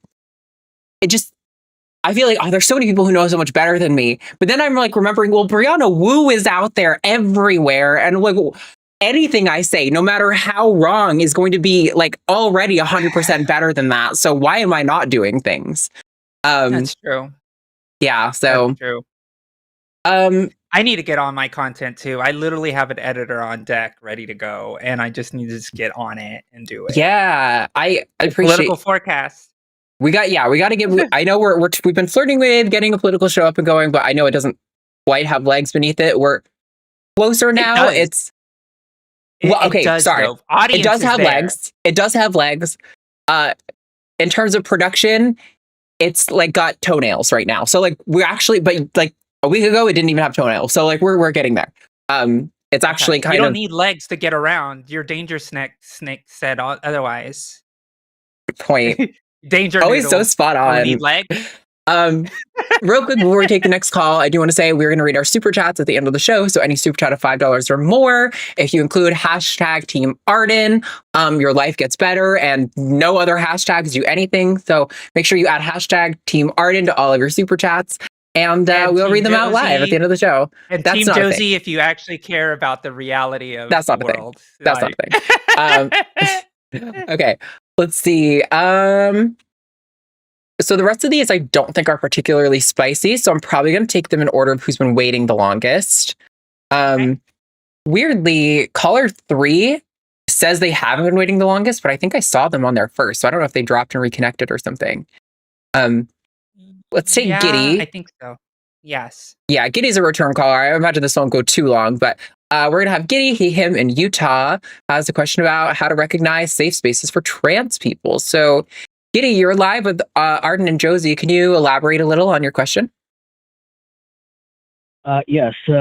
Personally for me, so I guess I frequent the, what's it called, the trans passing subreddit. And I guess I'm concerned that I'm doing a lot of, that my feedback there is, and my participation there is actually causing harm. Because as a cis guy, I don't know the etiquette of participating in that community. So I get, so like, how do I say this with words? So yeah, I'm worried that my participation is like contributing to like trans binary essentialism, and I've accidentally misgendered people there, and I might. Like, I'm worried that I'm worsening, like, people's gender and body dysmorphia, whatever it's called. Dysphoria. And, yeah, there's a... I only correct because they're actually the difference is meaningful, but go on. Okay. So, yeah. I just... and I tend to, like, upvote the post of pictures of the trans women that are just most conventionally attractive.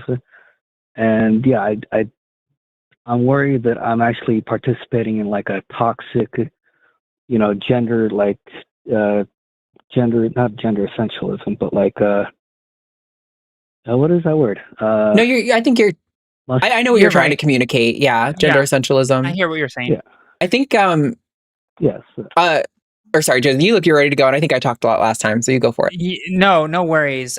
So I've been on transpassing. I haven't posted on transpassing, but when I was early in my transition, I was on Reddit a lot because that was where I found my community first. And I will say this about people who post on that particular subreddit. They're doing it because they want to actually pass. And there's a lot of like, and Giddy, I hear what you're trying to say about, the idea of passing can be toxic because it really does try to create the gender binary in a way that is historically important, but is now more of a vestige of our trans community in a lot of sense. And it goes back to like, and I may go a little bit too academic in this, but as far as like passing in the 60s, that was a matter of life and death. right? The girls used to get together and be like, all right, girl, you need to part your hair here. All right, your eyeliner's a little smudged. Let's get that on point. Because it really was a matter of life and death. If you got clocked in public, you could literally die, or lose your job, or all of the things in between. And so a lot of our understanding of the trans community is based on a lot of what our ancestors used to do. So our trans, ancestors, they really put a lot of value in passing and a lot of value in the assimilation into society because it was life and death. Now, there is a segment of trans people, the Blair Whites of the world, the Brianna Woos of the world, that believe that it's our duty as trans people to assimilate in a way that is so indistinguishable to cis people that it does the community a better by doing such a thing. And there are trans people, especially trans people in the subreddit, trans passing, that feel that they will feel better through the validation of other people around them saying, I cannot see the gender dysphoria that you are talking about. You have a beautiful jawline. I wish I had it, type stuff. Right. And that's a lot of like, I'm talking about little specific things because like when I look in the mirror, I see the things that nobody sees because I have to look at it every day. And I kind of focus on those little attributes to try to be like, I want this to be more feminine because it drives me bonkers when I think about it. So I would say if you're participating in these forums in good faith and you are saying, oh my gosh, you look great, this is that's what they're asking for. That's what they are there for. Don't go on there and be like every passable trans woman on there and be like, you look like a man, blah, blah, blah, blah, blah, blah. Don't do that because then that's going to hurt their mental state of mind. But yeah, just if you're doing it in good faith and you're complimentary, then I think it might be good for their mental health, even though I think that they shouldn't be achieving that goal, but you're not going to change them, Giddy. These women are going to do what they're going to do. Women want to be pretty and they want to be pretty. They want to be the most pretty. Yeah, I feel like I don't know, my experience, I've been on trans passing, I don't think I posted on it, but I've seen trans passing, and I do kind of get the impression that people there are largely looking for affirmation, that like, I don't look like a giant hulking man is kind of what they're looking for more than anything. Like they want honesty, but they don't really want you to be like, well, if you got your jawline shaved down 25%, you would probably pass more. Like, I don't think they're necessarily looking for, oh, wait, I mean, it's maybe in some cases they are. In my experience, it didn't feel like they were looking for exactly strict critique. But no, I think like Josie said, if they're posting there, they're asking for some level of evaluation. I don't think there's anything wrong with responding, but I do generally think that those kinds of things aren't great. Like for me, I think one of the most healing things for me in my transition was there was a point early in the transition where I was like starting to pass, but I like didn't pass to like half of people yet. And I kind of passed to like half of people. There's this weird stage you go through where I suddenly realized I did not want to know anymore if I passed. I wanted people to gender me correctly.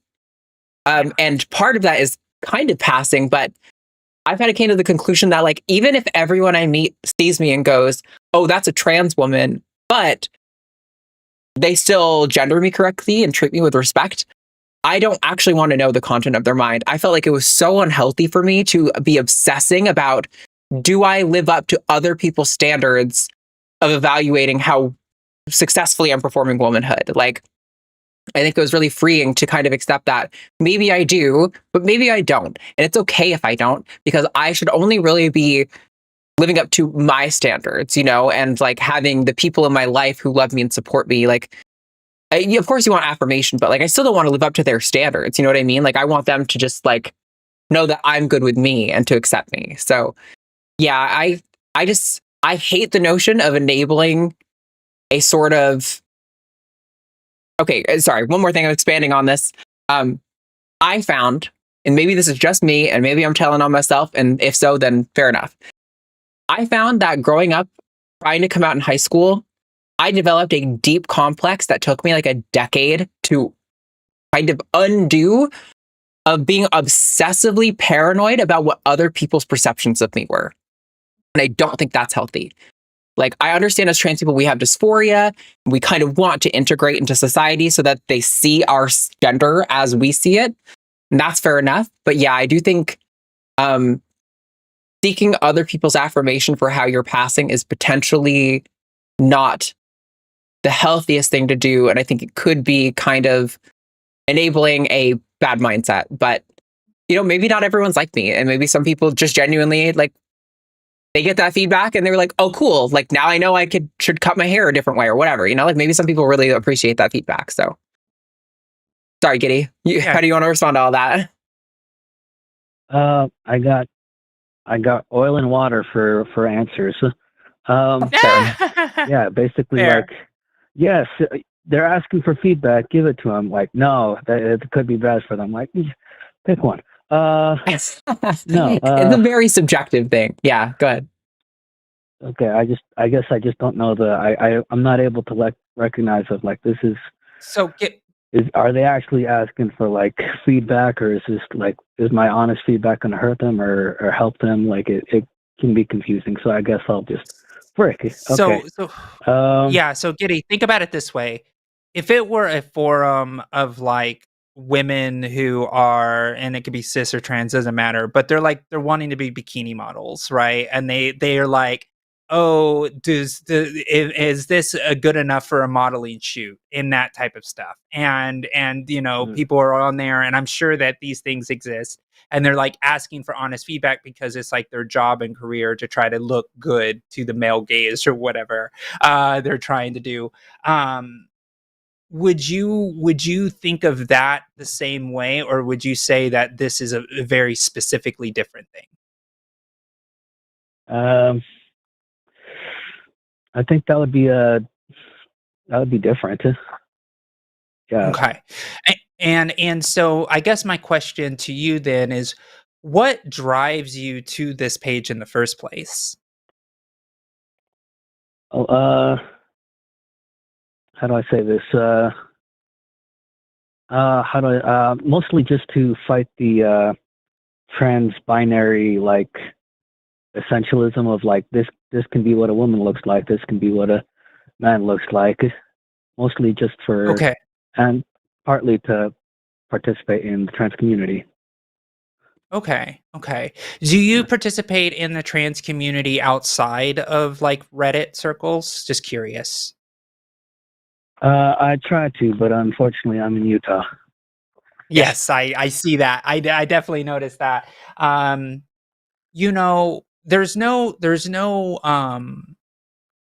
I would say definitely try to find queer community to try to just like hang out when you can. Like LGBTQ centers have like, you know, potlucks and game nights and things like that. You could show up. It's like, it's fine to do that type of stuff. So you can actually like talk to the more close friends you have that are trans and people that you consider friends, I think will illuminate a lot of the, I wouldn't say curiosity because I think that's too heavy of a word, but more of the intrigue, I guess, of like, I want to know the trans community. I am very interested in these people. I think objectively that trans people are beautiful. You know, like all of that type of stuff is very valid and real. And it's something that I would look in yourself to be like, what is driving me to want to interact with the trans community so much, and then try, rather than, and this is my advice, rather than trying and going to a lot of, you know, faceless, or I guess technically these are faced people, they're showing their faces, but like rather than going to like the Reddits to try to support these women in this particular way that they're trying to be supported and trans passing, but maybe try to find more trans people to actually become friends with and like learn their lived experiences more. And I bet you that will illuminate a lot of the questions that you're asking right now. It will help you have a deeper understanding, because I have a different understanding of passing than Arden does. even though we have very similar reasons, I think every trans person has a different opinion on passing and what that means. A lot of trans people have different opinions on what visibly trans means. A lot of trans people have a lot of different idea of what the gender binary means to them. It's just a beautiful tapestry, and the best way to do it is being in community with trans people, and then just start asking once you're friends with them. Don't ask right away. Be friends with them first, and then just be like, hey, I have a question. Do you mind if I ask? And if they're friends with you, they're gonna be like, sure, right? You just need to provide yourself to be a safe space, and I think that's where the initial part of this question comes from: is am I being safe by interacting with trans people in this way as a cis person? And I think that is a very valid question to ask. And I think the only way you're going to be able to answer that in yourself is by doing what you're doing now, talking to other trans people and meeting other trans people in the process. And there are a lot of trans people in Utah, believe it or not. I know because I surveyed a lot of folks. And Arden, you're on mute for some reason. Oh my God. I said somebody in chat also just said that I live in Utah, not doxing them. They don't have any personally identifiable information there, but yeah. Yeah. So yeah, it is something that I would recommend you do. So you can be better informed on the community, and I think it will help you feel a lot better around the anxiety of not to want to hurt people. And I get that, and I feel that, and I really appreciate your cultural competency to understand and ask the question. Yeah, for real. Okay. I do have one other kind of question if I have enough time for that. Sure, go ahead. It looks like all the calls literally dropped. I was looking at the call thing, and I was like, "Wow, it's we still have two, but we dropped three or so." Yeah. Okay. Yeah. Go ahead, Giddy. Go ahead. You got time. Oh no, I don't. I don't have that much to say. But now you have a question. Time. Yeah, ask your question. It's fine. Don't worry. You don't. It's our show. We're not gonna make you say things. It's like, no, keep talking to us, Giddy. You're on the line and you're trapped here. No. Go ahead. Oh Giddy, no. Okay. So yes. Quick thing. You said that just a bit of follow up on your comment, Josie. You said back in the '60s it's life or death, or at least the loss of a job. Is that not the case right now? It's getting there. It's getting there. And yeah, there's a lot of people that I know that are going stealth and that are trying to just blend into society and say they're not trans anymore. And I totally understand why. It's getting back to that point. It's really sad. Okay. Yeah. Okay, so this is, I do have a second question that's not related to the first, which is, I've talked to some transphobic family members about all this stuff, and they've conceded a lot in that, oh, now there's intersex. I'll give you that. Also, language is gendered. Okay, got it. They have conceded on everything about men can be feminine, women can be masculine, whatever, all of the things. But for some reason, they have all the parts, but the one thing that I cannot get them to conceptualize is that women, the sex and gender are separate, despite the fact that I've had them agree to the definitions of it. And I wonder why that one little thing is so hard, despite everything, all the others. Yeah.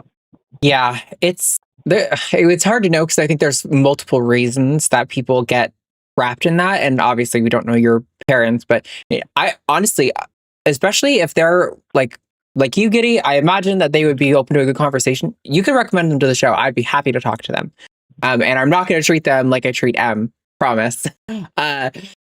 Yeah, I think there's multiple reasons, but I don't know. I think for a lot of people, there is still a sort of spiritual essence component. And since you're in Utah, excuse me for assuming that you might have Mormon family, and that might be kind of some of the backing there, informing that.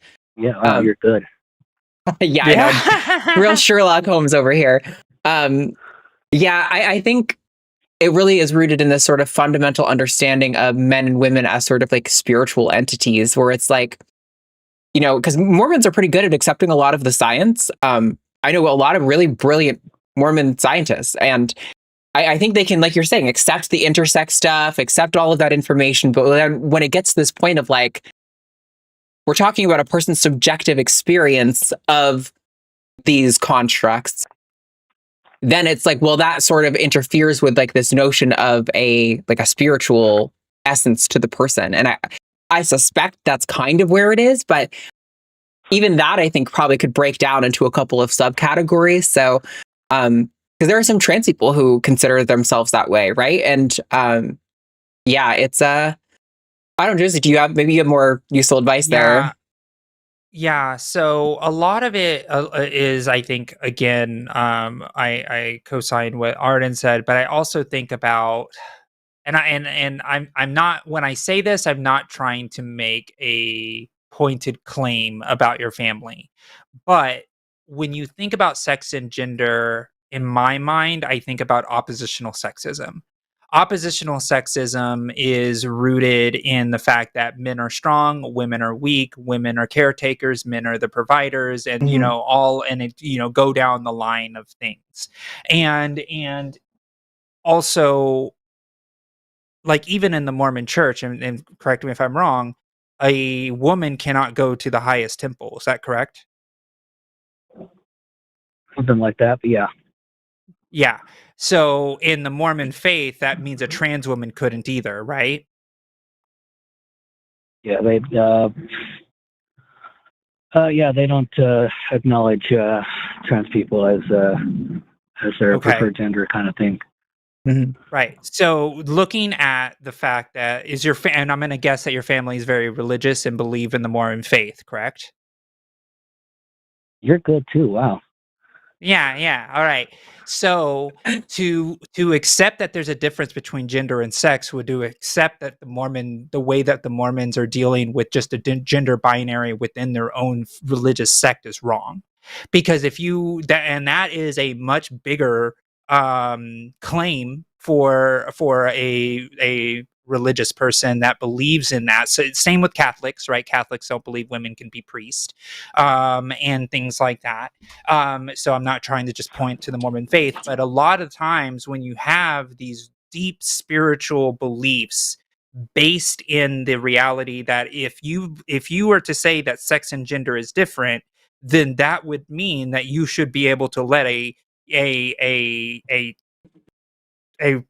cis woman, a woman or sorry, not a cis woman, but a trans man. So a person who is assigned female at birth that identifies as a man should be able to get all of the trappings that religion would be able to afford a male, counterpart that is cis.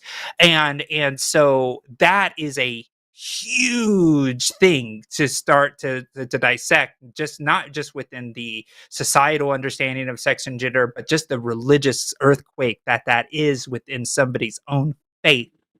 And as you know, if you were to go to your parents and say God isn't real and try to have that conversation about that and try to say that the Mormon faith is not based in reality, it's the same underpinnings that say that sex and gender are different, because to start allowing that separation would essentially start to question their own faith set of why men and women are allowed different things within their own religious doctrine. And I think that's why it could be so strong for people that it's as strong as a faith claim, that they don't care about the sex and gender and it being a separate thing and the definitions are different. That spiritual aspect of like birth sex is so crystal clear that to upend that is to upend a portion of their own spiritual belief set. And I think that reinforces the difficulty of separating the two. Yeah, I mean, Giddy or chat, correct me if I'm wrong, but do not Mormons believe that there is like a premortal existence where people are like waiting with the family that they're going to be married to in present day life, but they're with them in like the pre-life, and they're like, oh, I can't wait till we like go through life and find each other again, and then we get married through eternity or whatever. And like there is such a deep association with this like spiritual essence of self. So it really does make sense to me why that's such like a stopgap. But again, there are also lots of Mormons who are really good on this stuff, like Dan McClellan. I don't agree with him on a lot of stuff, but I think he's a very good example of a progressive Mormon who is accepting of queer people. I don't know Clint's Reptile's position on queer people specifically, but he's very good about science. And I know some people who are very pro-queer who are very good friends with him, and they like him. So I have to assume he must be decent at the very least. Yeah, I think you are in a uniquely difficult position, Giddy, because your parents and your family are in a faith that is high control and has a very specific barrier to the conversation you're trying to have. Okay, so, and I know this has been largely focused on the spiritual aspects, but would it be about right to say that for someone who isn't spiritual, doesn't go to church, that that barrier would just be the fact that they've been culturally conditioned to believe that, and that that would be a barrier that despite all the facts they'd have to like hurdle, like that would be the barrier, just the cultural reinforcement of that? I mean, yeah, So now you're getting not into exclusive to spirituality. Yeah, there's a million reasons when you remove spirituality, right? Some people are like Richard Dawkins, who was really smart and had a lot of accolades in like the 90s. And so he thought he was going to understand everything for all time. And now he's a fucking old fart doing his goodbye tour and being an open bigot. There's a million reasons secular people, you could just be a misogynist and you could just fundamentally believe that like men are superior to it. That's kind of the oppositional sexism stuff Josie was touching on. Like, I think there's so many reasons secular people could be. It's really hard to pin down a single belief, which is why we kind of come at it from so many different angles. Right. And if you're familiar with the show, I always come at this question from the social and political aspect of sex and gender being different. Because at the end of the day, if someone who identifies as a woman, for example, should be able to be afforded the same rights as a cis woman.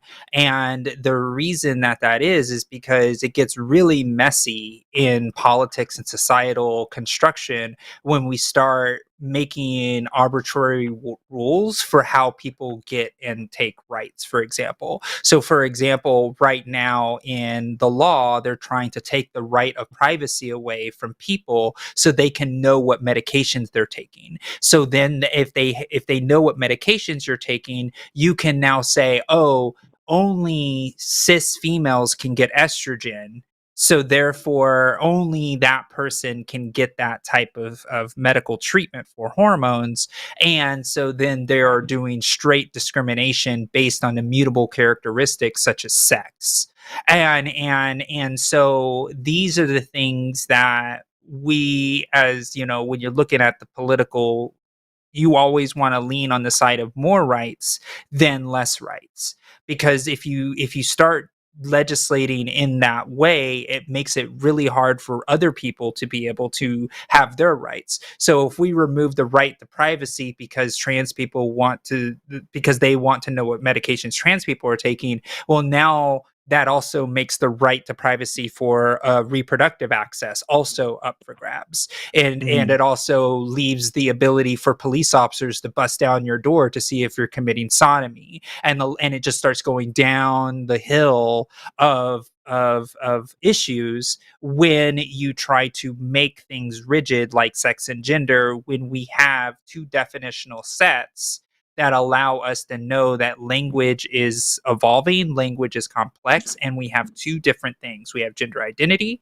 and we have sex, and then we also have gender expression, we have sexual orientation, we have, also the amount of relationship configuration that people want. People can have 0 or multiple. And so there are so many complexities to the human person that if we just allow people to have the freedom to live the lives that they so choose, then it's better for everybody, because more freedom for the marginalized gives more freedom to everyone. That's why I like to say there is no liberation until all of us are free. And that's that. It's the way it is, because when we have unfree people in our society, well, none of us are free, because they can use those same trappings that take rights away from one to take rights away from all. But again, I'm the political science nerd. Yeah.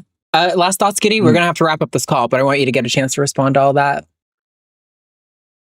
No, Josie, that was really good. I sat down just so that I could stand up and give you an ovation. Aw, Nice. thank you. Yeah, Right it was on. a lot of exercise. I hated it. Me too.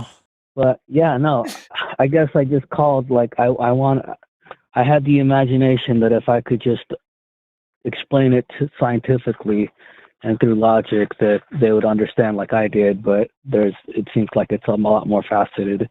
Oh, yeah, Giddy. thank you. I feel your pain. Yeah. I feel your pain so deeply. I appreciate you calling, though. And hey, if you have an update and maybe things changed, call us back. We'd love to hear what you did and maybe learn a little lesson there. So thanks, Giddy, for always being such a good ally. We appreciate you calling in. Thank you. All right. Bye. Bye. Bye. Right. Now, So now there's are- competition. Are you or I going to be the face of the politics, the trans politics? Those callers we all back know to the back answer have to that. disagreeing answers. So No, know, it's fine. And honestly, like, who needs I used to- qualifications? I know, right?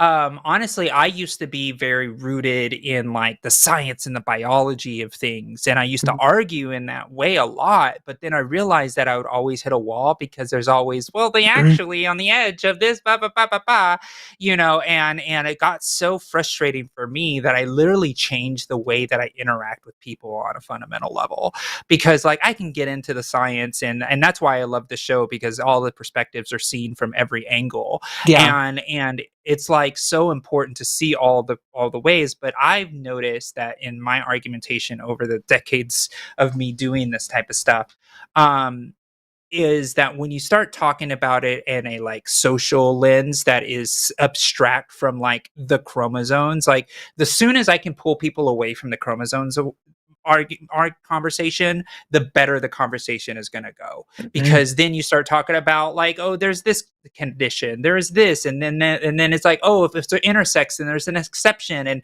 then it just starts turning into this really tight ball of yarn that is just going everywhere. And then you have all of these intellectual threads that you have to tie off. So it's easier for me to start at the rights and just stay there, Oh, because absolutely. everything else is immaterial. One thing I've been trying to work on, and I haven't completely integrated into my approach yet, but I was, reading some information on like, American literacy rates and things like this, and how using simpler language, like I'm so inclined to be academic because that is like my background. And I like to talk about statistical significance and p-values and things like that. Like that is my bread and butter. Oh, yeah. But that means nothing to 99.9% of people. And so I've been trying to find ways to break these things down. There's a trans geneticist who's in the atheist skeptic movement who, Jay McWright, I believe it's Jay McWright, who, I think they said they were a geneticist or something like that, had a great line, which was like, some cis men are XX and some cis women are XY.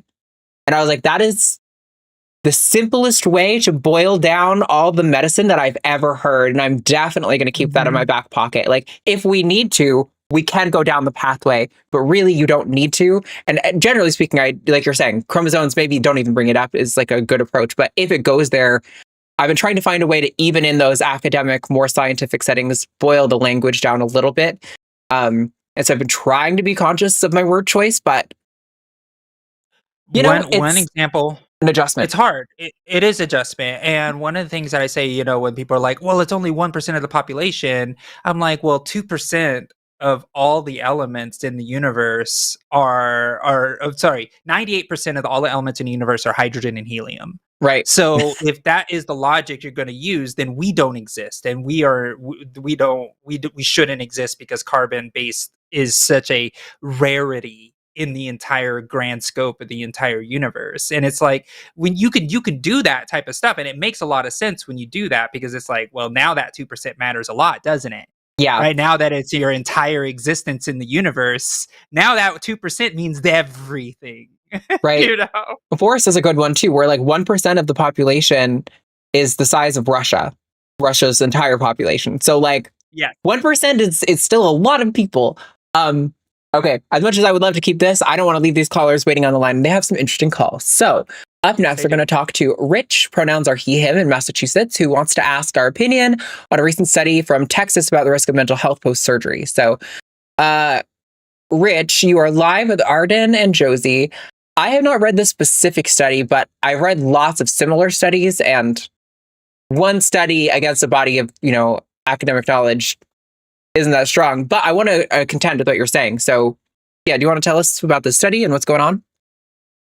Yeah, so before I get started, first of all, you guys are assholes for keeping me on the phone for 1 hour and 48 minutes in a queue because my headline was not spicy enough, okay?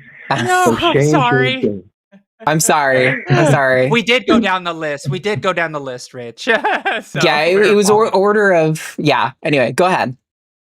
All right. Well, I'm kind of saying that jokingly. I gotcha. But I don't really mean that. But and this is my first time listening to the show and watching you and calling in. Oh, cool. So I've been here for since the beginning. But and I thought that, you know what, they're in like really good spirited, really good faith and everything until this caller M comes online and you guys went all out ballistic on him. So I'm like, you know what? We need to like take the high road. Okay. We need to stick to our guns and be, distinguished and good natured about this, because there's always going to be assholes like this. And so Rich, I'm going to stop you. Okay. I want to get to your topic, okay?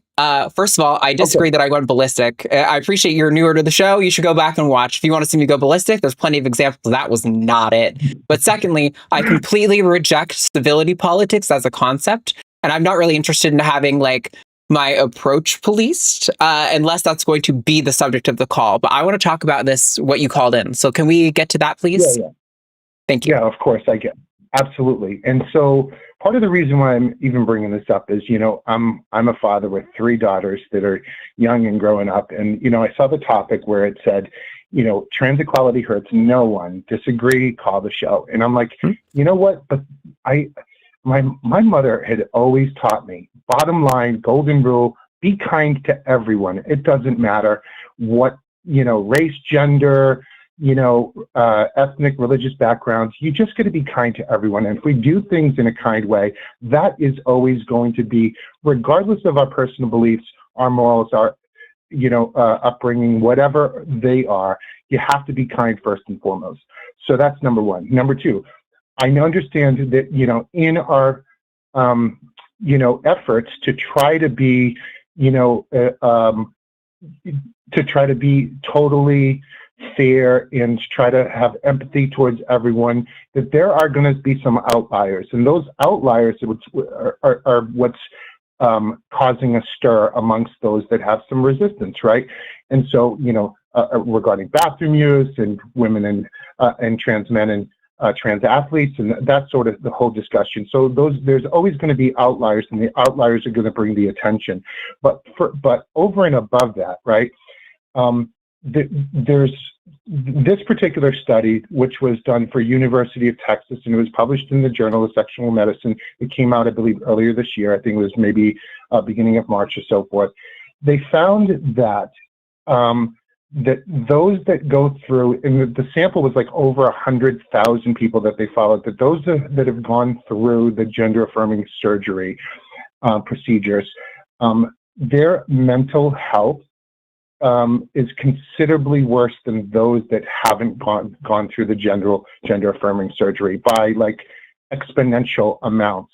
So it's like, a couple of things concern me, right? Are we doing the proper vetting and psychological treatment of everything before this last resort of surgery takes place, right? It should not be a first, but a last resort, number one. Number two, are we doing it and in doing so, are we tracking the success so that, so that everyone is receiving the psychological support that they need and the mental health support that they need post-surgery, so that we don't end up with these sort of consequences, or these sort of outcomes where people are significantly have higher rates of depression, anxiety, suicidal ideation, things like that. So I want to know your thoughts on that, especially considering these studies that recently came out that are considerably better and not cherry-picked and very objective studies that come out in support of that's a little, okay. So I'm going to go first if you don't mind, Josie, and I just have a few ground rules I want to lay.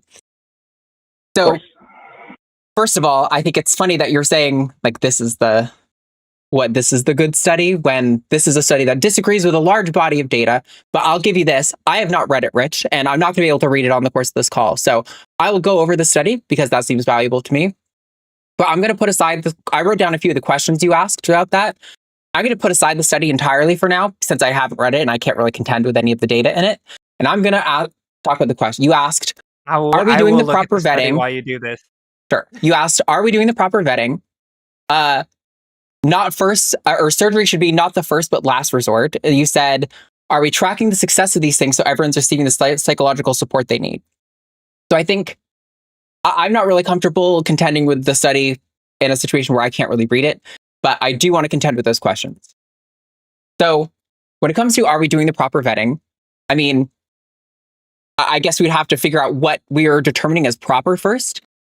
When it comes to minors, for example, they have to go through quite a lot of vetting, and I don't think you're going to find a lot of trans people who take issue with that. I definitely would want them to be going through what the guidelines typically are, which is that they're going to be seeing a mental health provider, that they're going to be, having their parents and the medical provider co-signing the treatment, that like they've been thoroughly evaluated. That seems all good to me. When it comes to adults, I definitely think that trans people should be able to have access to mental health treatment to supplement gender affirming care. But I would prefer to see what we call oh, Josie, help me out here. Informed consent clinic. That's what I was looking for. These are clinics where they will sit you down, every patient, and they'll say, here are the expected impacts of taking estrogen, for example, and an androgen blocker. You're going to see fat redistribution in your body in these places. You're going to grow breasts. You're going to notice that over time, like things that were easy for you when you were on testosterone might be a little more difficult for you. You might experience emotions a little differently, yada, yada, yada. And then they go through all the potential side effects. Every trans person who doesn't get mental health evaluation is going to an informed consent clinic where they're being thoroughly moved through all of the potential risks and harms of receiving gender affirming care. Secondly, when you're saying surgery should be not the first but last resort, I don't know where you're getting that from or why that is your opinion. I don't think that is the opinion of any medical organization. Surgery is almost never the first resort anyway, because generally speaking, people are expected, like most surgeons, in order to get surgery, will require you to bring a note from a therapist, from a medical doctor, showing that you have been consistently and insistently reporting and living a certain gender role for a certain amount of time. Like even every surgeon has different requirements for that. But I don't know why we would say it has to be a last resort. I think we have plenty of evidence to the contrary of the study that shows that gender affirming care makes our lives much better. Every trans person I know, myself included, would tell you that gender affirming care made my life immensely better. And I don't know why it should be the last resort. What other things would come before that? And then when it comes to, are we tracking the success of these things? Yeah, this is why, mind you, gender affirming care has been evolving since like the 50s, right? This is almost a nearly 100-year academic inquiry that we're dealing with here. Currently, gender affirming care is extremely successful for the people. There's Josie's been a part of for example, what's the big study you conducted that had like 30 U.S. transgender survey. The U.S. transgender survey, where there was in the last one in 2015, there was 30,000 participants. There were even more in the most recent one that's showing that these things are overwhelmingly beneficial. Almost every major medical organization in the United States supports gender affirming care. and has said that like these things are evidence-based and effective at improving these people's quality of life. Both Australia, France, and I believe Poland recently did a review, a like full academic review of all of the evidence on gender affirming care and came to the conclusion that it was safe and effective. So listen, I appreciate this study contradicts what typically like the academic consensus is, and that's worth considering. However, one study doesn't overturn a body of data. This is a new thing to integrate, sure, but this sounds almost identical to what was the Swedish study from like back in the like, was it the 90s? That found similar results. That again, if there's 2 studies that show this, and then there's like 50 studies over here that show the opposite, should the academics pick? So yeah, I don't know. I feel like you seem to be kind of approaching this as if you're asking honest questions, but then it seems like you've got conclusions. So that's kind of where I'm coming from. But Josie's got her finger up. I also have to run to the bathroom. So Josie, you do your thing, and then Rich, I'd like to hear what your thoughts are back to all that. Yeah.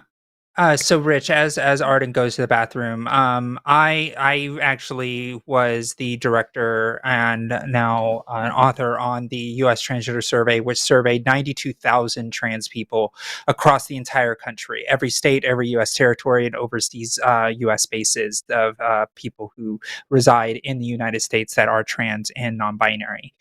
In our study, we were able to see that less than 1% of the entire cohort that actually received gender affirming surgeries actually were not satisfied with the results and actually affected their quality of life.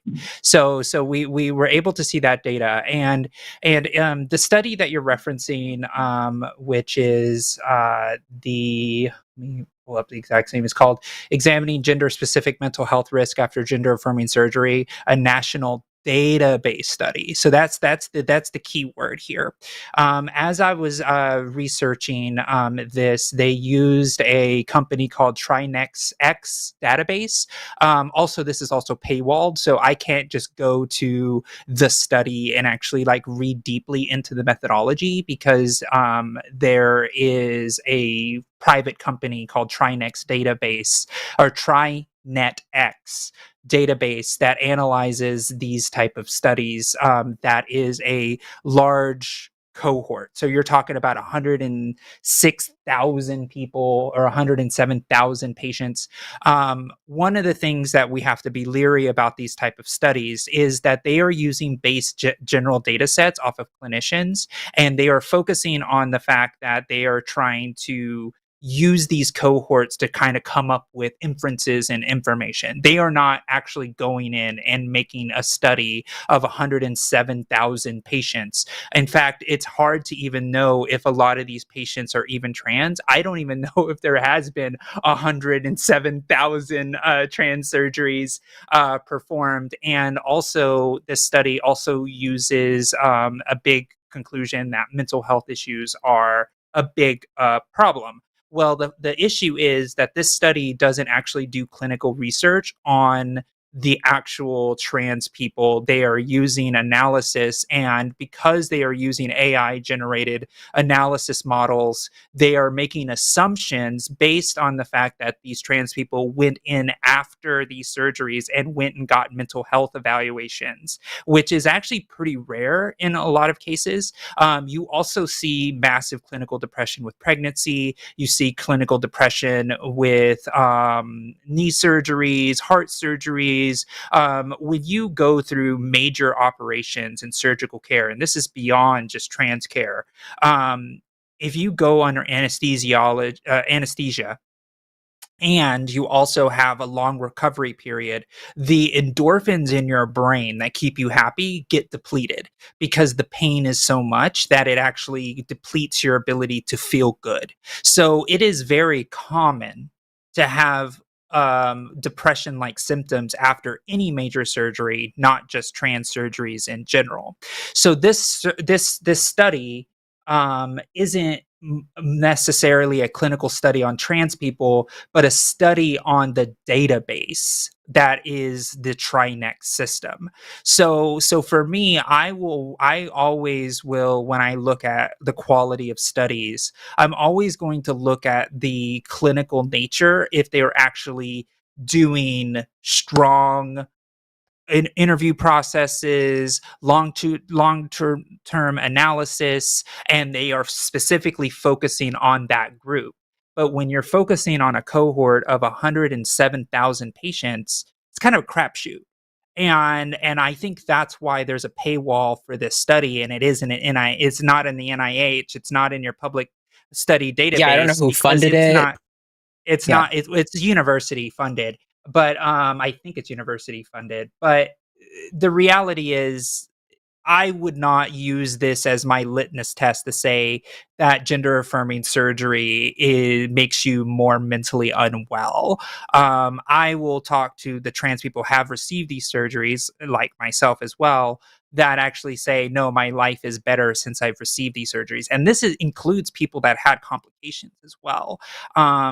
So I know I just said a lot at you, Rich. I would love for your response and feedback on that. Yeah, so the only reason why I personally think, based on what I've looked at here, is that, I know that oftentimes surveys or polls or of those of any sort of patient that's undergone a surgery, there's a period of euphoria immediately afterwards where, hey, great, this is what I've been leading up to. I've been working towards this for the last 2, 3, 4, 5 years, whatever. Now I finally get this done.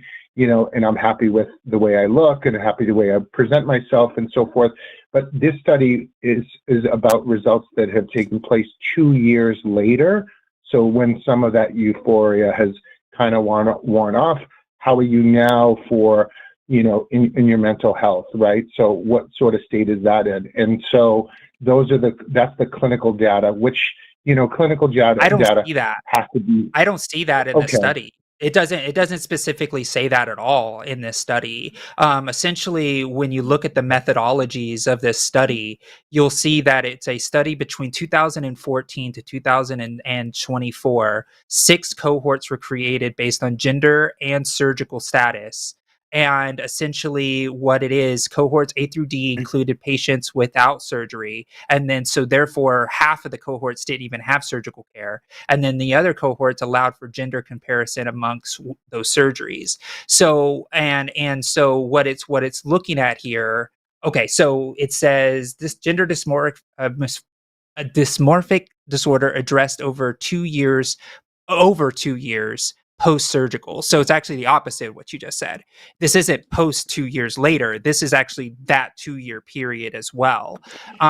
So, and they are using the term BDD, which is body dysmorphic disorder, which also, because the study isn't specifically, because there isn't codes in this database that says this is trans, this also includes people who have like lap surgeries. This also would probably include people who have breast augmentation and things like that as well. So that's what I'm sorry to jump in there, but yeah. No, I want to jump in on, so they do say that they body dysmorphic disorder is analyzed separately and not conflated with gender dysphoria. But my issue is that in the results, they say, males with surgery showed higher prevalence of depression and anxiety. Females exhibited similar trends, but they don't actually specifically say that the evidence points to surgery being the cause. And when we're evaluating between 2014 and 2024, as trans rights have become increasingly under attack by hostile administrations, I think it's wholly unremarkable that trans people, on average, may be experiencing more depression over a period like that than they were perhaps in 2014, when people weren't talking about trans people and access to care was similar but a little bit more difficult than it is now. I don't think this establishes in any way, shape, or form that surgery is the cause of depression. Well, no, that's true, but the surgery was supposed to be the cure to the dysmorphia, right? And so that's proven that that's not the case. No, that's a confusion on your part. Yeah, Okay. we don't go to surgery to cure anything. Gender dysphoria is something that we carry with us at all times. The surgical care, as well as the sociological things we do to transition, is to alleviate the pressure of gender dysphoria. Like it helps us live with the fact that we will never, like no matter how much Arden and I try, we'll never be cis women. That's just the reality of the world. And as trans people, we have to deal with that lived reality, that the fact that we are not going to be able to mother children in a womb that we don't have. That's just the reality of the world that we live in. And that gender dysphoria that we may have because of that fact is not going to be alleviated by bottom surgery. That is not going to be alleviated by any of those things. It is what we do and express, and also the psychological care that we have in therapy that helps us deal with these type of things that allow us to live productive lives. That's really what it is. And I agree with that 100%. I think if you take that position, but are we sure that others that are transitioning also have the same similar approach to that, where they think that, this is the last step in my transition? Yes, doctors are very thorough to explain that this is not going to cure you. The only people who think that transition is going to cure them are like right-wing people who are lying. Those are the only people who spread that belief. No trans people think that. Because as someone who has undergone the psychological evaluations that I needed to have to be able to get my surgical care, which was a 3-year process, by the way. This wasn't I didn't get to go to Costco and go to the surgery wing and say, "Hey, give me bottom surgery now." It was a long process, and I was already 34 when I started my transitional process medically. So for me, it was not a fast process, and I needed 2 psychological recommendations and my doctor to be able to say, yes, I consent to this. I want this because this will increase my quality of life to help me alleviate gender dysphoria. There is no cure. In fact, medicine people, like people in clinical settings, never say the word cure, right? Like the word cure is almost like a misnomer in medical science, because it's like it's hard to be able to say this will cure all, because that's how snake oil salesmen made all of their money. Hey, take this miraculous cure all, it will help you save your, like that. Those were crooks. Those are like people who are freaking bonkers. So I don't trust any doctor who says I'm going to cure you of anything. It's like, really, like this seems a little much. It's a little bit too heavy-handed, because any doctor is going to tell you this may help you and it may not. And I think every trans person that goes through this, because there's a standards of care, it's a global standards of care that we have to go through to be able to receive this healthcare and receive this treatment. I do not know one trans person in my life, and I work in trans rights. I know hundreds, if not thousands, of trans people personally, and none of them has said, "Hey, Josie, if I get bottom surgery, this is going to cure me of my gender dysphoria." Yeah. Never in my career have I ever heard those words come out of any trans person's mouth. I also think it's important to note that the Journal of the American Medical Association, middle of last year and in February, released 2 different papers about the rates at which surgeries are happening with minors, for example. And then they did one on hormones for minors. And I realize you're kind of talking more broadly, not just about minors, but like the rates at which these things are given. And sorry, let me step back for a second. The data for this study came from a database of insurance claims, which is like how we do most epidemiological data in the US, because there's like hundreds of thousands of people there, so you can get some pretty good representative samples. And they had found that the rates of this care were so extraordinarily low that it actually might be reasonable to consider that not as many people who should be getting this care are getting it as needed. Like it's actually not being given at proper rates. Yeah, so again, like I'm not going to pretend that this isn't a study. I haven't read it, so I don't know all the details of it. But it's conflicting with a study that was released by the Journal of American Medical Association just like not that long ago. And Journal of American Medical Association is like the American Medical Association is the body that governs so much of medicine that we all just accept patently. but it's like, oh, one niche study out of Texas, a state that's openly hostile towards trans people, found the opposite of what the governing body over all of the US medicine found. Like, that's a little suspicious to me, but it could be legit. So, I mean, I'm going to read into it for sure, but I'm going to read into it too, because according of like, if you were to use this, and because the timeline is so long from 2024 to 2014, that means that that's only analyzing like 11,000 like surgeries a year, which seems about right. But like, if you think about 11,000 surgeries a year, Rich, like think about how many people get heart transplants a year. This is such a small number in the grand scheme of medical science. And what I know from my studies that I've actually conducted, and these are IRB studies as well, like they're approved and they're scientific in nature, and like the fact that we got 92,000 trans people to take an hour-long study, and then to claim the ones that receive surgical care, less than 1% were not happy with the results and didn't improve their quality of life, is a huge indicator. And I will take the word of those trans people when I'm looking at these type of studies. Sorry, Rich, I know we've talked a lot. I want you to respond. I have a 2-second question to ask you. Where did you find the study? Okay. Yeah. Well, so by the way, last point that I want to make here is that, Sure.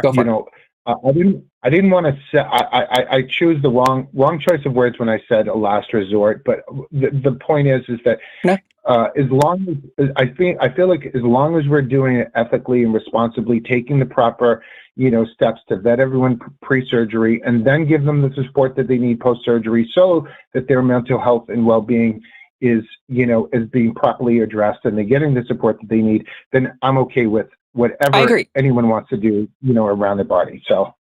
Absolutely. Yeah, absolutely. And Rich, I will say this as someone who, and I everybody on the show knows this, and somebody who's actually received surgical care, my surgeon would not allow me to have the surgery until I actually had a post-therapist appointment scheduled. Like that's how serious my surgeon took it. When it comes to post-surgical depression, because post-surgical depression happens in almost every single surgery because the endorphins in your brain get depleted. Yeah. So, but Arden has a question. Yeah, I agree with that, Rich. I definitely support us being, I want us to be careful with people's health and well-being. I want, like I said to the caller who's accusing us of not having a meta-ethical framework, I'm a secular humanist. I want there to be as much well-being and as little suffering as we can reasonably be expected to provide in the world. And so absolutely, I don't want people to be, getting surgery on a whim, right? And that's not happening. Like, that's just not. Well, actually, it is happening, but it's happening when, like, cis women get nose jobs and boob jobs, and when cis men get hair transplants and nose jobs. Like, that's the impulse surgery that's happening in the world. It's not trans people.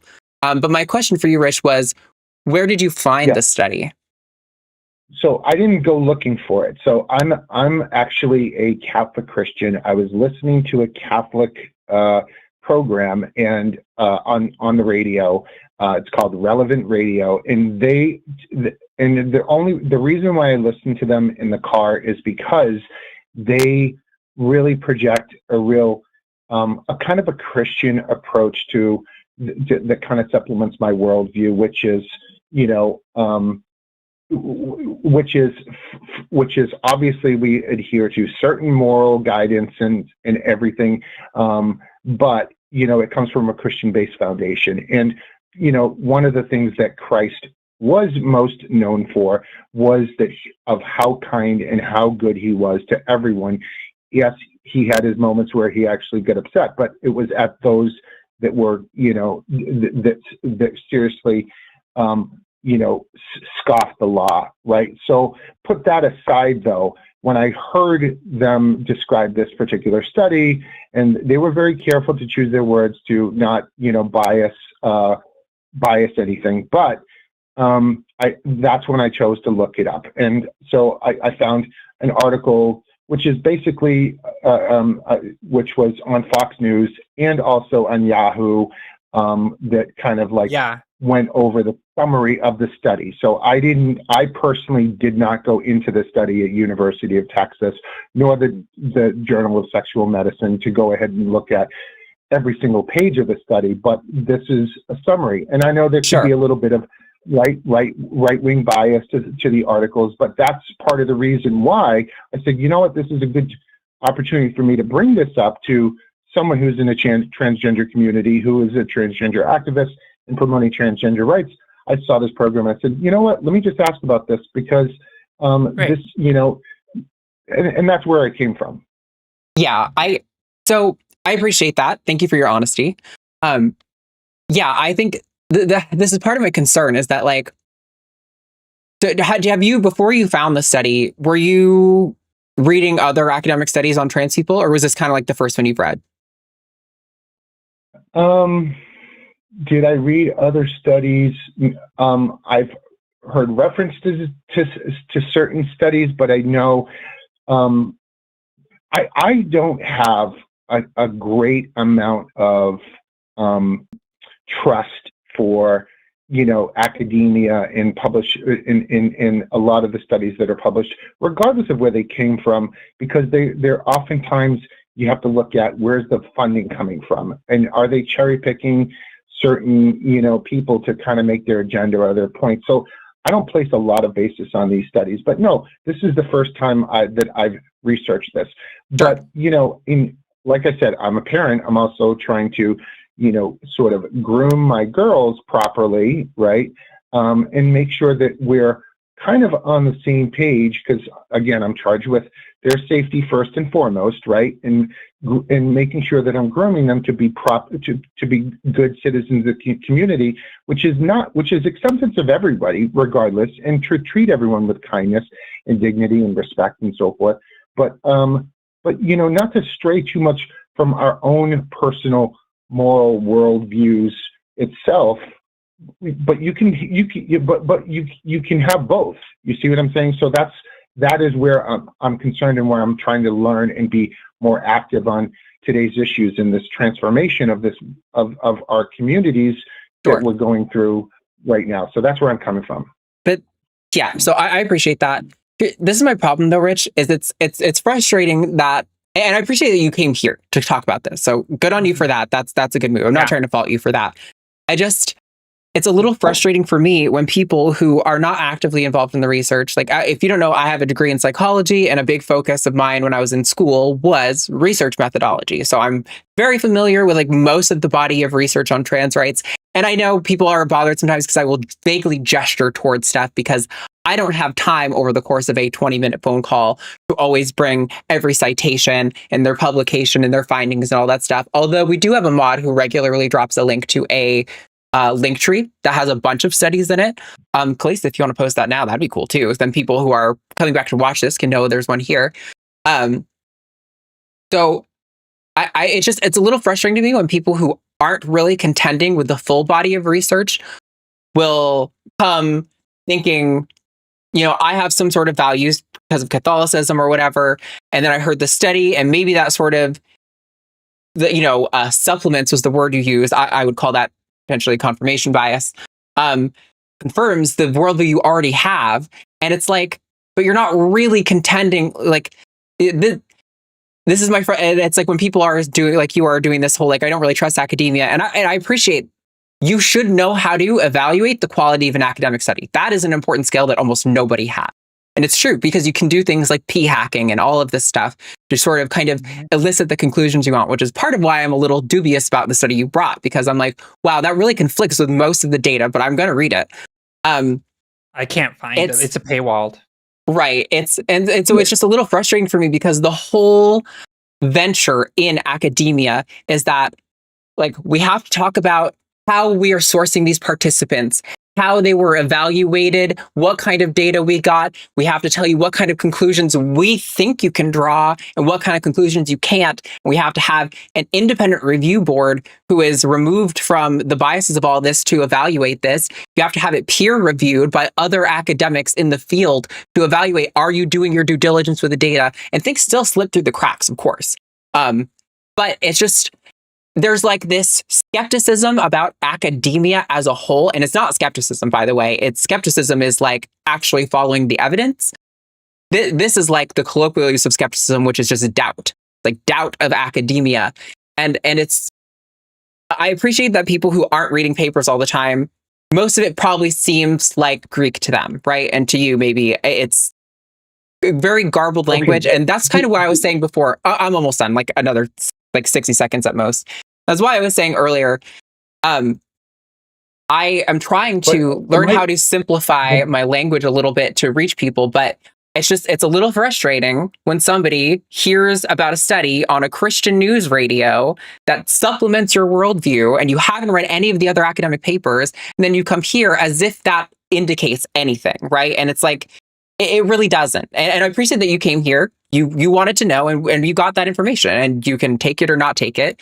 But it's a little frustrating to feel like the burden is always on trans people to help you do your due diligence in evaluating, is this actually worth our time, you know? And but I do appreciate you calling into us about it. So thank you for that. Am I coming off not of good faith or disingenuous or anything like that? No, I actually, well, maybe a little bit at the beginning it felt that way, but I think you are genuinely sincere. I do think you're confirming your biases a little and maybe not really engaging skepticism in your approach to all of this, but I do think you're being sincere. I do too. Yeah, I was a little bothered by you coming in tone policing a little at the beginning because quite frankly, I personally don't think we have to be nice to bigots. I think it's really annoying to me when if I use a harsh tone, but I'm saying people deserve equality. How could you disagree with that? And then somebody says, well, yeah, but I just think that people like you are mentally ill and should be locked up, that they are somehow the winner because I was mean and they were nice. Like they weren't nice though. The words they were saying were horrific. I am just meeting them in kind. But aside from that, I do think you've been honest throughout this call. Yeah, Rich. And when I brought this up, when I brought this to the table to present to you, okay, I'm not advocating, I'm not pushing for it, I'm not slamming anybody about it. I just wanted to know, what do you think? Is there some merit to this? Do you think that this should be looked into a little bit further? Have we done enough work, you know, post-surge, post-op to support people and to actually have accurate data sets? So I don't know if that's the case or not, and that's why I'm asking you, you know, respected members of the transgender community, on your thoughts. That is where I'm coming from with all of this.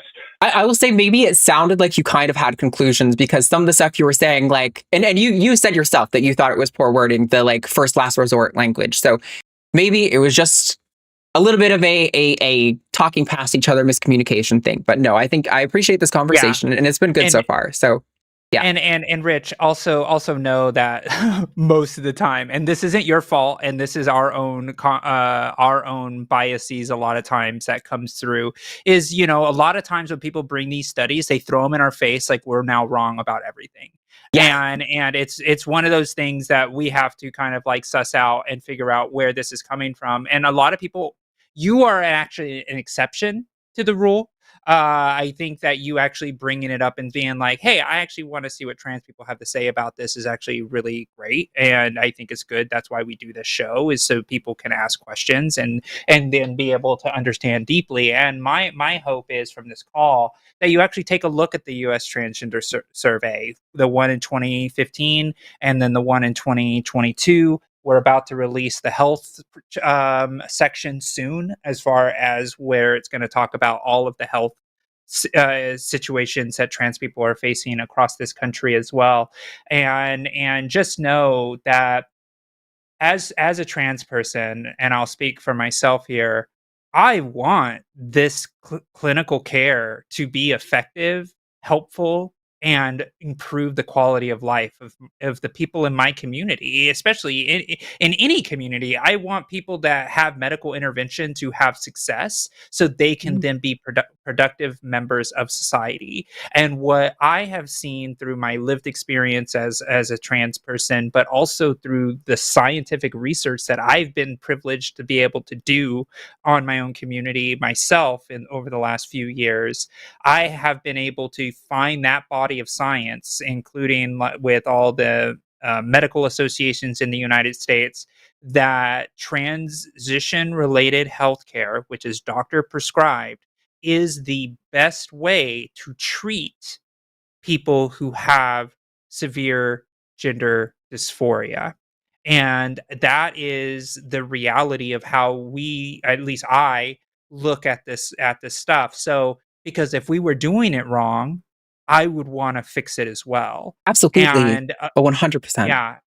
yeah. And so where I think a lot of the trans community gets defensive is there's a lot of people who come in with their preconceived notion that this is hurting people. We're hurting perfectly healthy bodies. And people, it's like, no, these people need these surgeries because they can then thrive as citizens in this country. And what I've seen from the research is when we provide doctor prescribed, medically, clinically informed healthcare to trans people, that their quality of life goes up, their mental health goes up, and quality of mental health care is improved. Those are the type of things that I look for when I look at these studies, because I want to do it right. I'm kind of a nerd that way. Well, all sorry. right. Well, I'll close out. I'll close out, but I can clearly see your chat doesn't reflect your same opinions. Don't look at the chat. Yeah, You're a bunch of don't. degenerates. A little bit on the harsh side. Anyway, Chat is always going to be really harsh. That's why we have hosts who handle the calls and not chat. Yeah, But I love you, chat, but yes.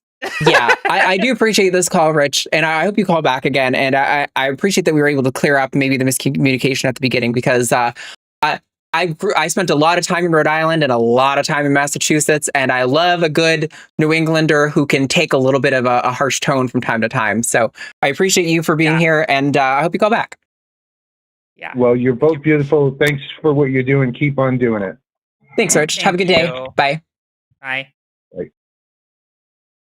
I always love telling this story about I love you too. When I finished school, I went back home to Vermont for like 6 months or something like that, and then I was like, oh, fuck this noise. I need to get back to Rhode Island where my friends are. When I got back, I remember I went to this liquor store, and the guy at the counter was a total dick to me. But I also remember feeling like, oh, I'm at home again. There's a certain kind of rudeness that comes from a masshole or a Rhode Islander. It's like a little bit Italian that I can't get enough of. And so I always have a soft spot in my heart for massholes, you know. That's how I feel about like veterans that are like really like crusty and just rude. And I'm just like, I get you. I see you. I feel see that. you. Yeah.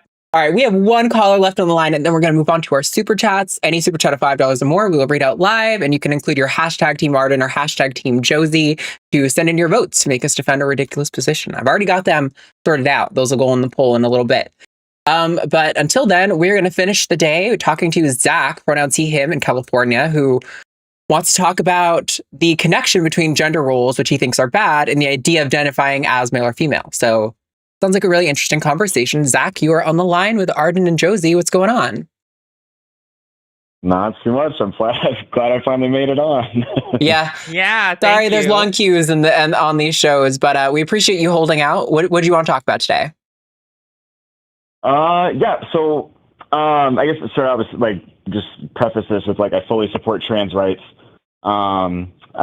From transition surgery for support for you guys, from athletes, like I feel like I'm an advocate for you guys, just to kind of maybe calm the conversation a little bit before it gets heated.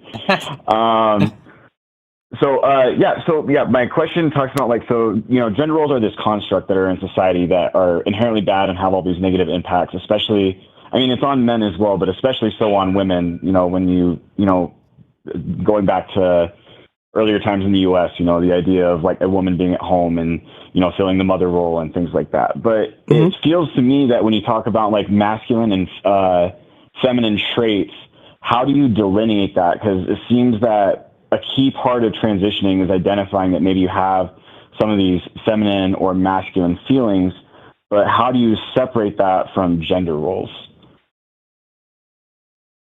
Do you want to go first, Josie? I mean, I have thoughts, but Go ahead and go.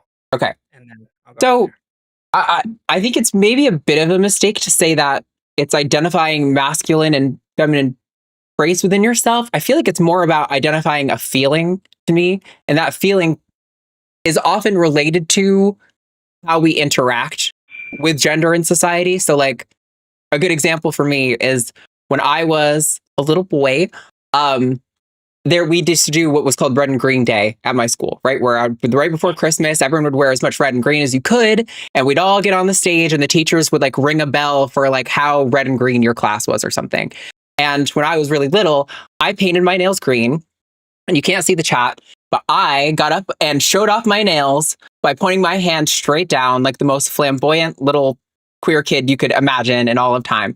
And I was deeply reprimanded for that. And when I did it, I had no awareness that it was good or bad or wrong or boyish or girlish. That wasn't like even in my matrix. I was just like, oh, I love my nails. They're green. And my cousin painted them for me. And it was really fun. And I was reprimanded by both the teacher and my father and told the way men look at their nails by curling their hand back like this.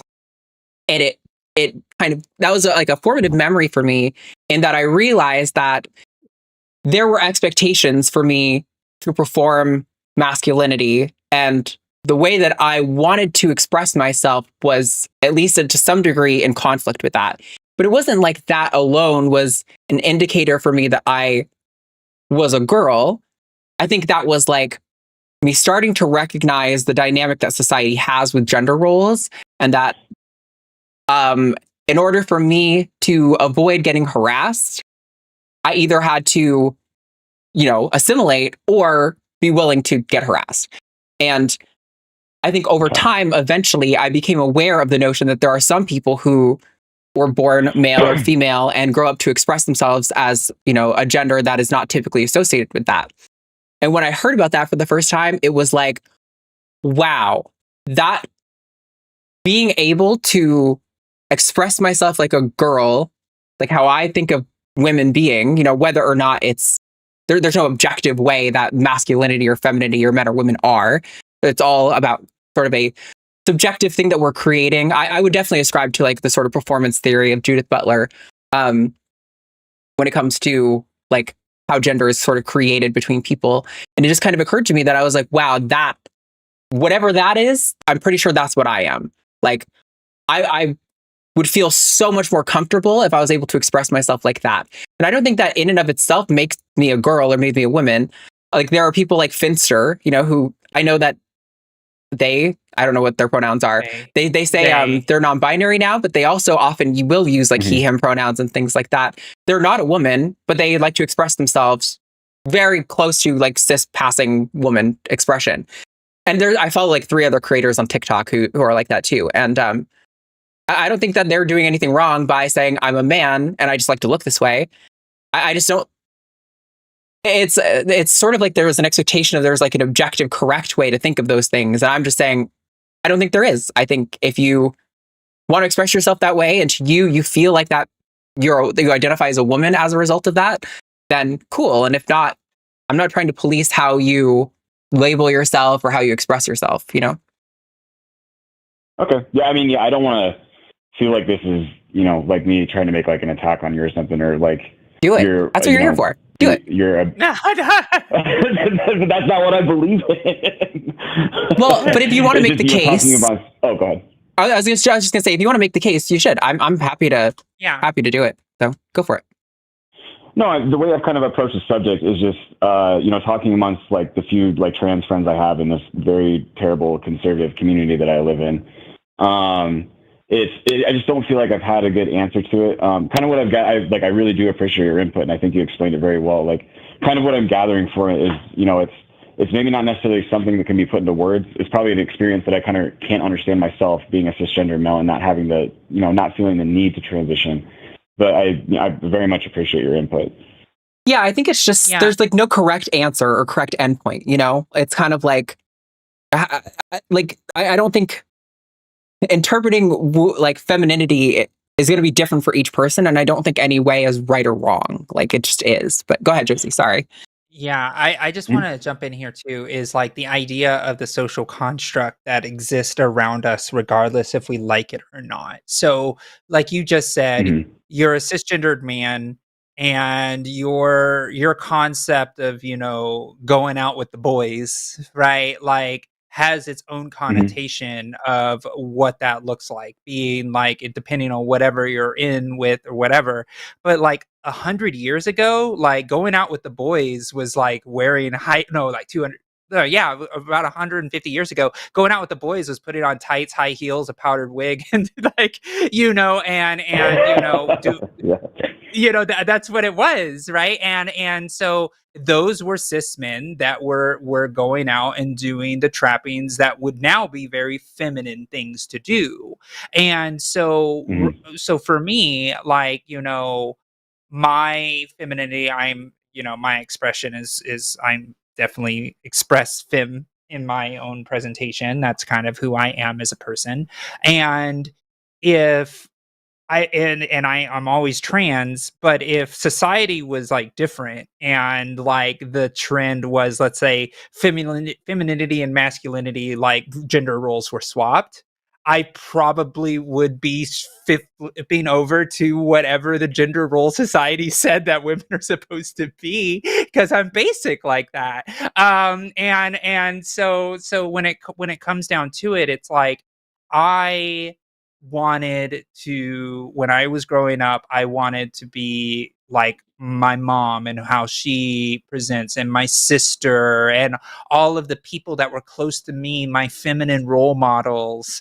Those are the people that I admire, and those are the people that I kind of trying to emulate in a lot of ways. And I'm sure for you, Zach, I'm sure it's the same, right? You have masculine figures that you follow and kind of have the same type of trappings and things like that. Am I wrong in assuming that, or is that true? No, I think that's 100% correct. It is kind of interesting. So, like, a lot of, I don't really know that it's even really a label that feels appropriate or interesting or like, I don't, but like growing up, a lot of my friends described me as metrosexual. I've always been heterosexual, but I grew up, I straightened my hair, I put highlights in it. But then I think other parts of me were more, masculine with air quotes. But yeah, Josie, you actually kind of you already answered a question I had typed down. Sorry, my dogs are wrestling around. Oh, great.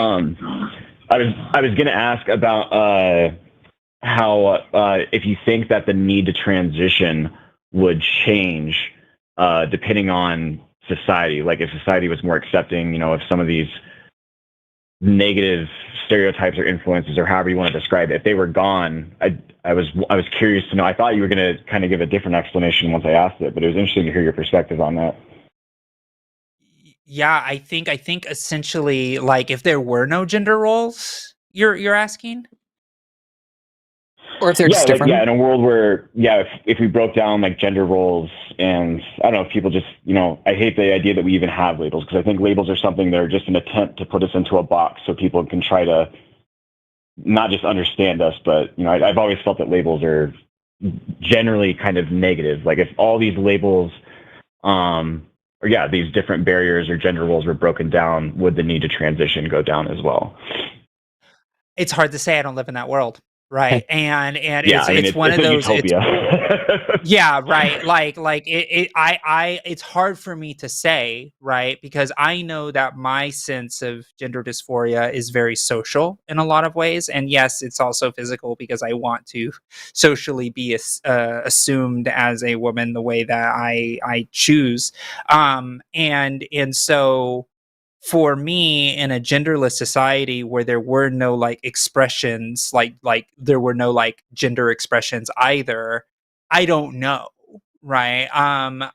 It's Mhm. hard to say. It's like, does it involve me wanting, because it's kind of like, it's such a hard hypothetical for me to place, because wouldn't like female assigned at birth people, right, wouldn't they also like congregate with each other even in a genderless world because of the lived experiences inside of that? It's really Mhm. hard to kind of judge what that world is, because it's kind of like, it's like I don't know, because it's like it's almost like human nature in a lot of ways. Like if you put a bunch of kids together in a playground, right? They're gonna go and they're gonna go play the boy games, and the girls are gonna go and play the girl games, and that's kind of the way it happened. It's not like adults said you go and you play, because it's like you see the kids, they all play, they are all doing what they like to do, and it just generally happens that the boys are hanging around with the boys, and like the one few other people that are in there is like kids that are in there as well in the group, and they're just all rolling around having fun. They're all just doing their own thing, and it's just really interesting because it's more it's a more sociological study in a sense of what does it look like, and is it even possible for the human tribe to do it, because we've never seen it in society ever throughout our existence. No. I think if we had a true gender abolished society, it would also be one that was like very transhumanist, where you're not just going to see trans people who might be like, like you're both are pointing out, like, the gender roles don't exist, but people might still want to change their body or alter their body in some ways. I feel like you would also see like cis women getting penises and cis men getting vaginas, because it's like, who cares? Like it's all liberated, right? Nobody gives a shit. It's going to be very transhumanist. Everyone's going to be altering their body to fit with like what they like. But yeah, no, I think it's hard to hit that thing. Go ahead, Zach. Sorry. Yes, I didn't mean to interrupt you. There's a delay. Yeah, so so I feel like it kind of ties into my next question. This is getting away from trans a little bit, but talking about like gender fluidity. As I understand, it's not something I've looked into enough, and I definitely have not looked into any like science behind it. But I want to know if you guys had any thoughts on gender fluidity. Like, I of course I would support someone, and like if they claim that, but I should probably, before I just go saying things, look into it. But I have a hard time kind of believing in this idea that people just change in between male and female. Like, could you guys kind of explain that to me? I mean, I guess first, I'm not gender fluid. Yeah, me either. I wasn't trying to.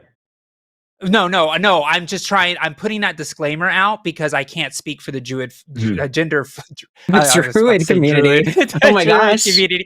The gender D&D up in here. I know. It's all in my head. So what I will say is I'm bi though, and so I am bisexual.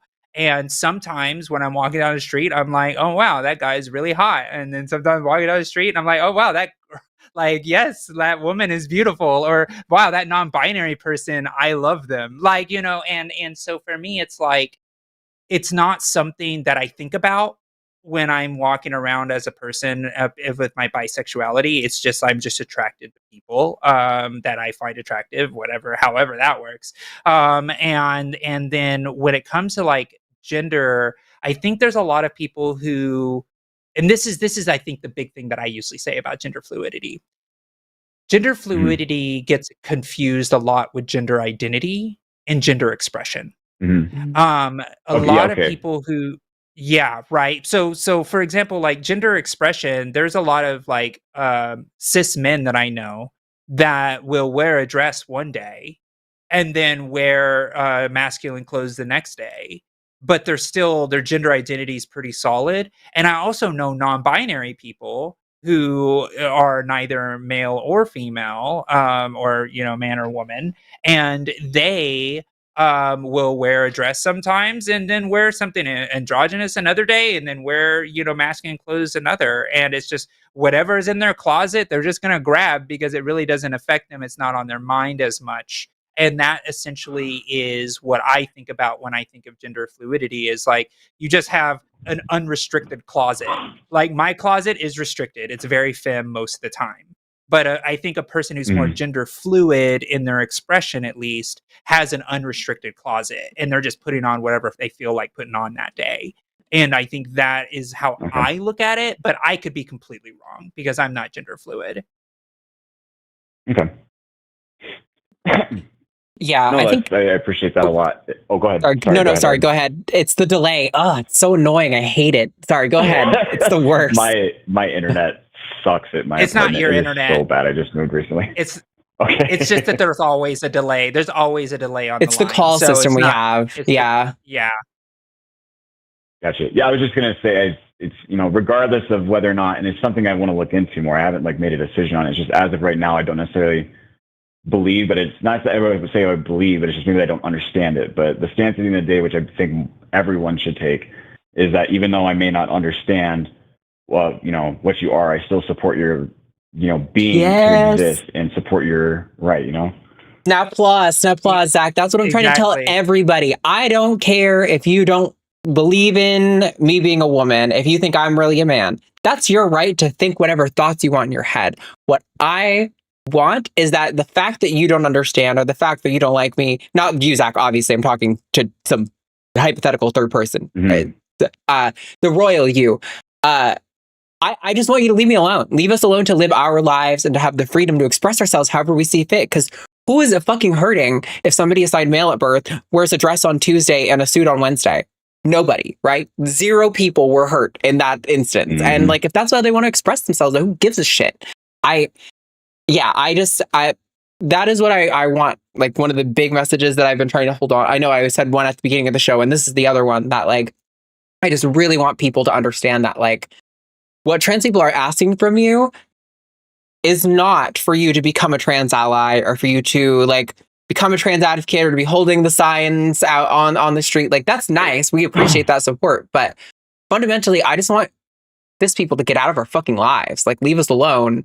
We can just do the shit that we have to do as people, Yeah, and I'll tell you about a moment of growth for myself, is that I didn't understand like certain portions of like the kink community, for example. And I was just like trying to understand, and I was asking questions, but asking too many questions can turn into almost like kink shaming to some people. It's like, why are you asking all these questions? You're not kink. Why does it matter? And that was a really good lesson. And I learned right there at that moment, I do not need to understand everything for me to accept the fact that people have these certain pleasures that have nothing to do with me whatsoever. And so I learned a valuable lesson that day. And I think it's important that we all kind of take that and understand. It's like, let's just admire the uniqueness of the human tapestry of what people like and what don't like, and how they are and how they show up and how they express and all of that. And just admire the tapestry. You don't have to know how every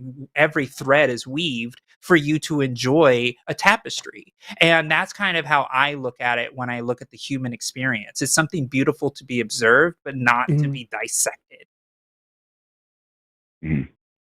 Yeah, I mean, the topic of acceptance of trans people in society and giving them respect and rights, it all just seems eerily familiar to like when gay marriage was getting passed. It was, you had all these Christians. Exactly. I mean, especially in America, you had all these Christians like, it's going to destroy marriage. But here we are, however many years later, and hetero people's marriages are just fine and no less valuable than they were previously.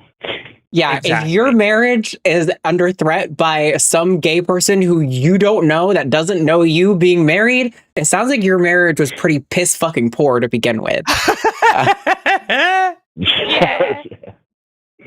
With that said, Zach, this has been a good conversation. We do have to start wrapping up because we are almost at 3 hours since we started the show, and we got to move on to super chats. But I want to give you, this has been a good chat, and I would like to give you a chance to kind of give your last thoughts and all that. I was actually going to wrap up as well, because I feel like at this point we're just kind of like sounding boards agreeing with each other, which is probably isn't too interesting for people. Yep. So I appreciate your chat today, and thanks for your input. Cool. Have a nice day, Zach. Thanks for calling in. Thank you, Zach. Bye. Thank you. Bye. Bye. All of my friends in high school were the like goth emo alternate cool kids with like a blue streak in their hair. That was my like safe haven for the first like 2 or 3 years of my high school experience. Was like the emo kids who sat under the stairs for lunch. I was like, you are my people. I'll be flocked to you. I didn't relate to them on music. Most of them liked some sort of metal music, and I wasn't into that. But I was like, I'll listen to it while I'm here. Just stay with me and be all emo and cool. Yeah. Oh my gosh. All right. We have 2 pages and a little more of super chats to go, and it's been 3 hours already. So let's get cracking on those. Remember, hashtag Team Josie, and all of your dreams and wishes will come true. Hashtag Team Josie, and you'll never be able to watch our shows again. It'll ban you from the internet. Wow. Okay. You see that? see how different the messages are, everyone? Hey, listen, All of Trump won those- on a hateful message. I'm just trying to play the game. Oh, I know you play that game. That's me, authoritarian fascist. $10 from David Haxler. Why do trans actors prefer standing bars to sitting restaurants? Because they can't agree on what constitutes a chair. That's good. You guys are the puns. It never ends.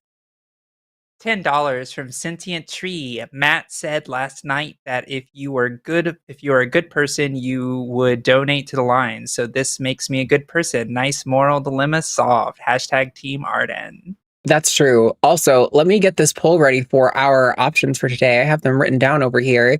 So, if you guys don't know what's going on, when you include hashtag Team Arden or hashtag Team Josie in your super chat, you can see now that there's a scoreboard on the screen. Or if you can't see, there's a scoreboard on the screen. And each one of those hashtag votes gives you 1 point. Whoever has the least amount of points has to spend 2 minutes defending a ridiculous position. And the positions that they have to defend today are we should establish a drag queen monarchy in the US.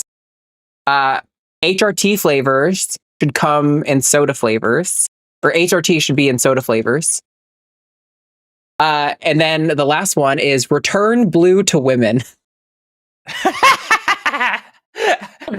I know the Nazis decided to take blue and make it manly and give pink to women, but I'm taking it back. Well, I want blue for women. Blue is for women. So, yes, that poll is going up in chat right now. And I got a vote here. Sorry, I'm like quadruple tasking. No, I understand. Bam, there we go. Now it's you. $5 from Jason Jones. Pauls Valley, Oklahoma will have their first Pride event on June 1st, 2025. We welcome anyone from out of town to show support. Love y'all. Hashtag team. Nice. That's so cool. Team. In Oklahoma, they're doing their first Pride event in 2025. That's bold as fuck, and I respect it. This is why I love the queer community, because they're like, what are you going to do? Arrest me? Bet. Go for it. Try. And it's that specific town, Pauls Valley, not Oklahoma as a whole. Right. So yeah, that's awesome. Yeah. I love to hear that. Thanks that is for awesome. Shouting them out, Jason. Yeah, thank you. 5 euros. Sorry, 5 euros from that's pounds. Why am I losing my mind right now? That's definitely a euro, right? That pound? No, that's a pound. That's a pound. Yeah, that's right. From Sean Escherwood, let K be 0, 1, 2, or 9. It's an unknown. How many digits of the form K are in the nth prime for arbitrary 9? Yes. Nice. I will agree. Thank you so much, Sean. We appreciate it. And now Sean is back again to torture me with 5 pounds from Sean Isherwood. NB, quote, NB is short for nota bene, which is Latin for note well. It is shorthand for just note.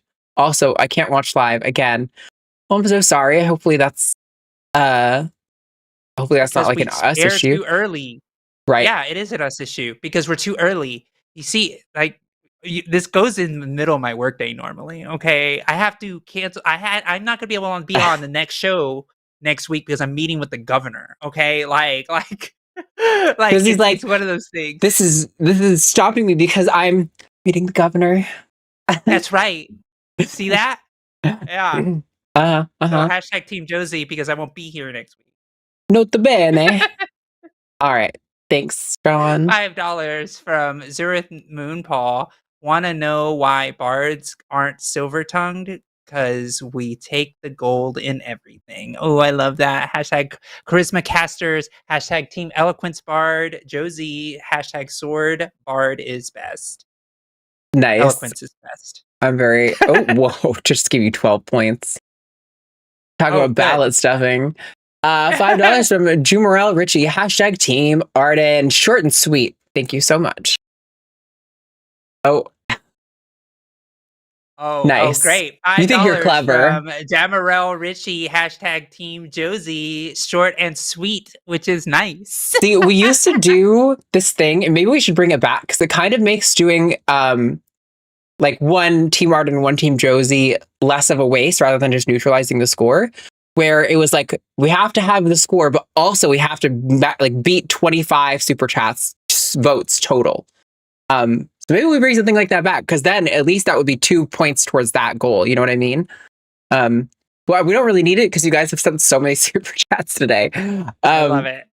$4.99 from Sarah Wilson. I'll have to be in office on Thursday soon. Any plans to change TACIS time from 2 p.m. to TACIS? See? That was my Thursday highlight. Hashtag Team Josie / Annie. You Annie? What? My dog. Oh, yes. So I have talked to Jimmy about it. I'm not sure he's completely convinced that changing it will make a big difference in like the success of the show, but it might be better for the hosts. So it's like, listen, guys, you don't understand how much is on our plate on top of making the entire line. Making the line work is already so much work, and we have like 500 things on top of all that. So it takes a long time sometimes for things and ideas to come to fruition. And I hope you guys bear with us, because we are trying, but it is like only Jimmy and I doing most of this. But you still have snake merch. Oh, that's true.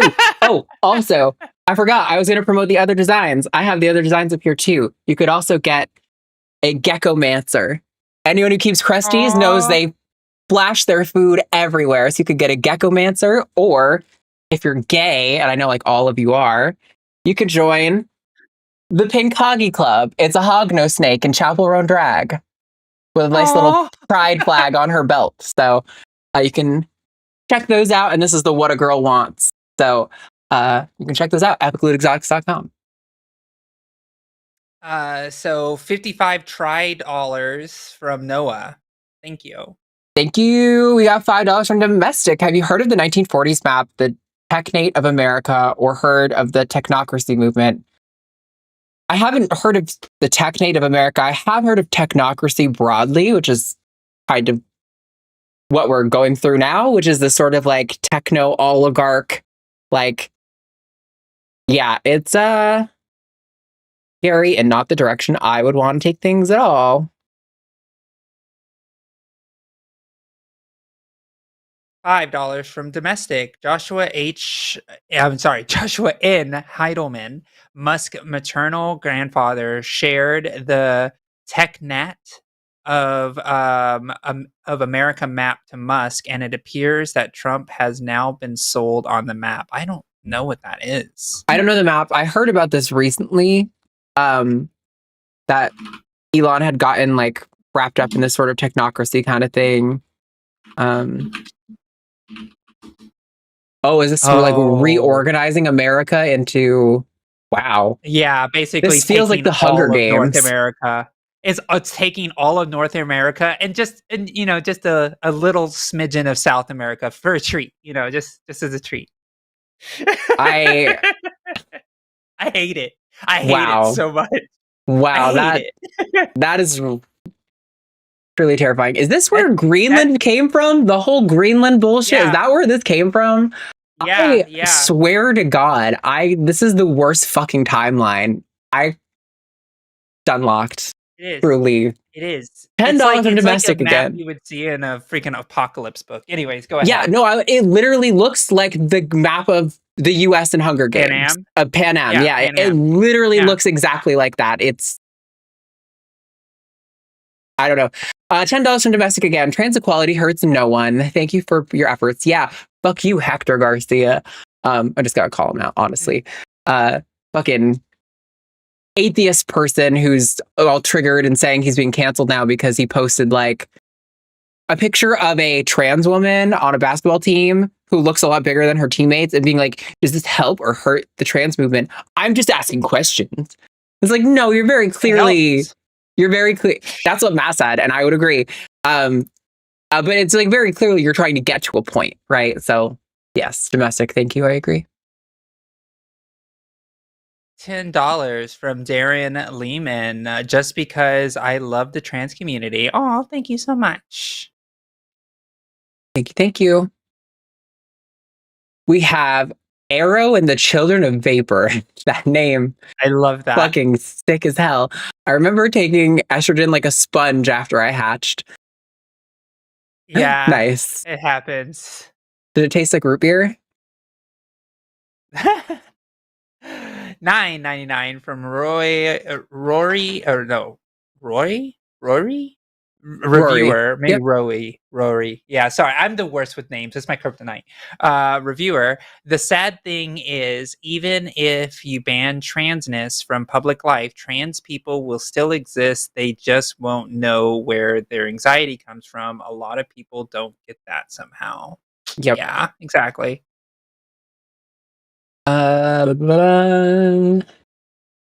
We've got 100 pounds from Jackie Greenland. Jackie, Wow. you are always so great. generous. Thank you. Darn different daylight saving dates. You started earlier than I was expecting. That used to genuinely, I'm sure you remember, Jackie. I know you're an OG. That used to genuinely cause problems with the show because I would be ready to start at 2, and Katie would be like, "Wait, what the fuck? It's already 2:00." Yeah. Haven't been able to watch live for a few weeks, so I have some money to celebrate with me and throw some shade to all the haters. # Team Arden. Thank you so much. Yes, happy birthday. Thank you. Yes, thank you so much, Jackie. You are the bestest. $5 from Joshua Everett. My $5 says that chat warriors won't dare call to won't dare call to degree directly with their, I think it's probably disagree directly with their nonsense. # Team Josie today because I still owe her one. Thank you. I appreciate it.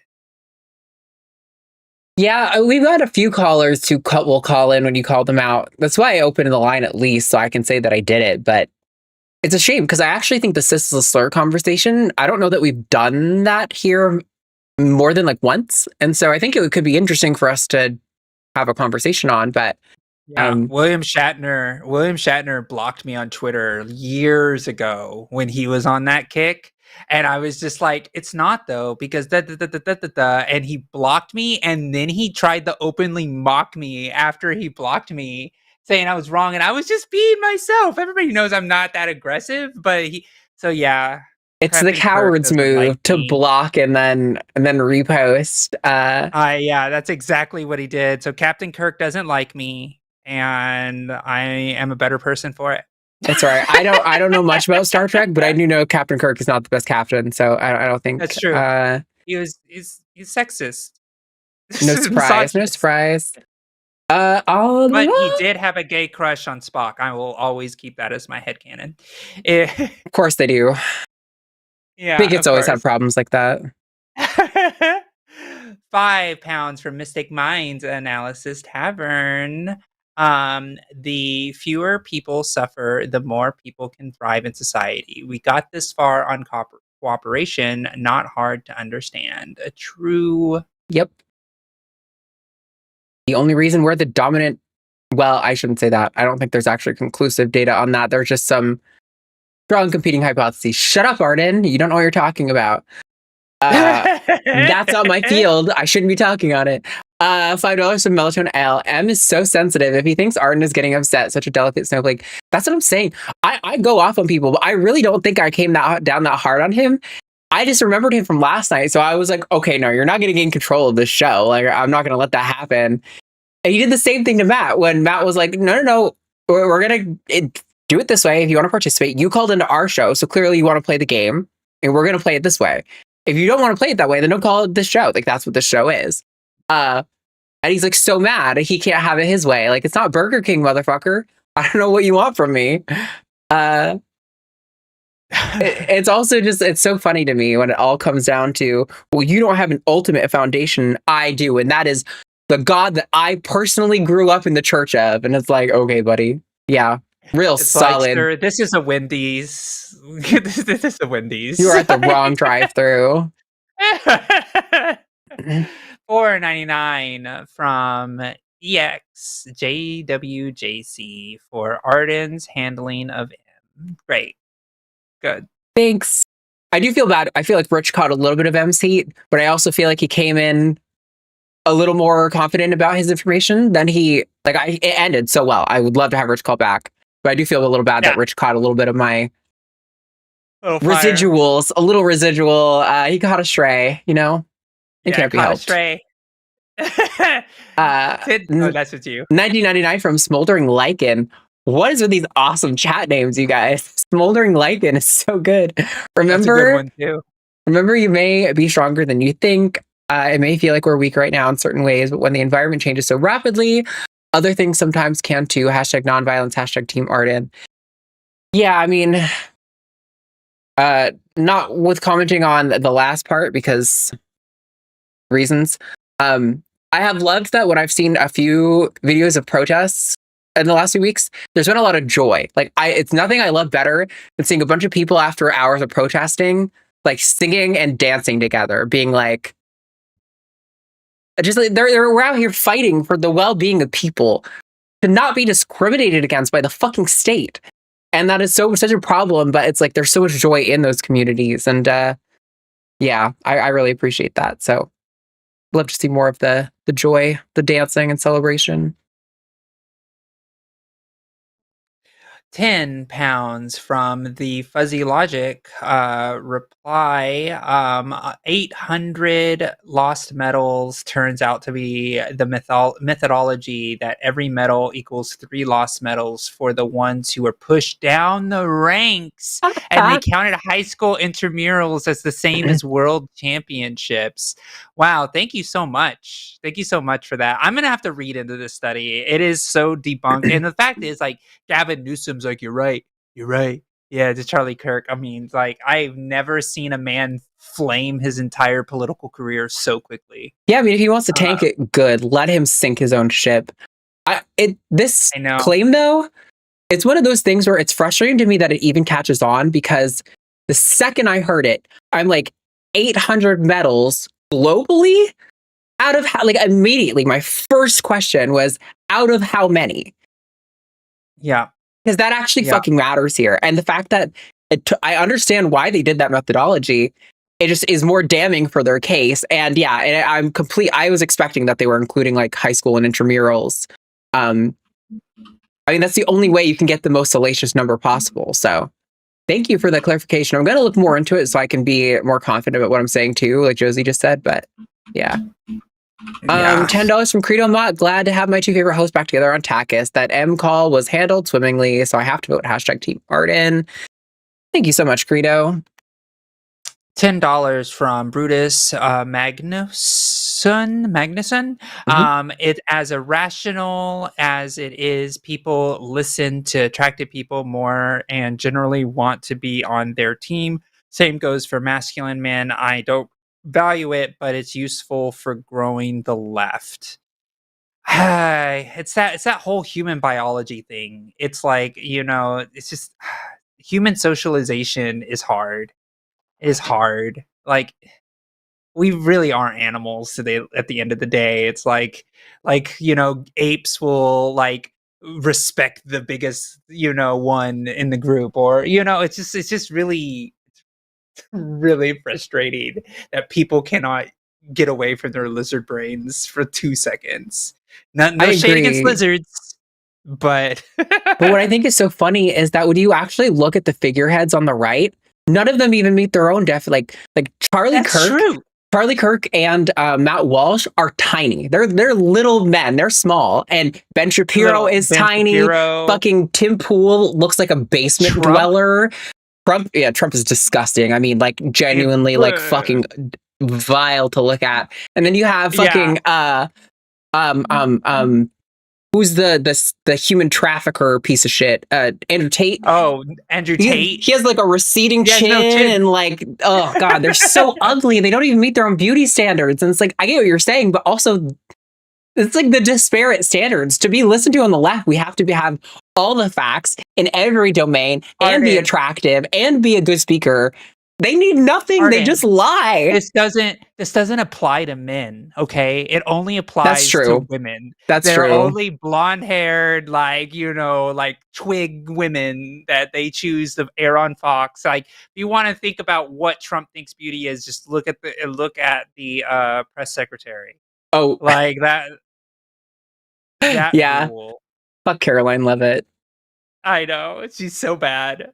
She just destroyed the reputation of the press office. $5 from Zach Lee. I'm struggling. I feel good when I perceive myself as a man, but I'm afraid to be trans, so I'm still fighting it. Life needs to be better. Also, hashtag Arden. I'm sorry that you feel that way. It is a tough thing. And once you feel comfortable in yourself, just it's all right.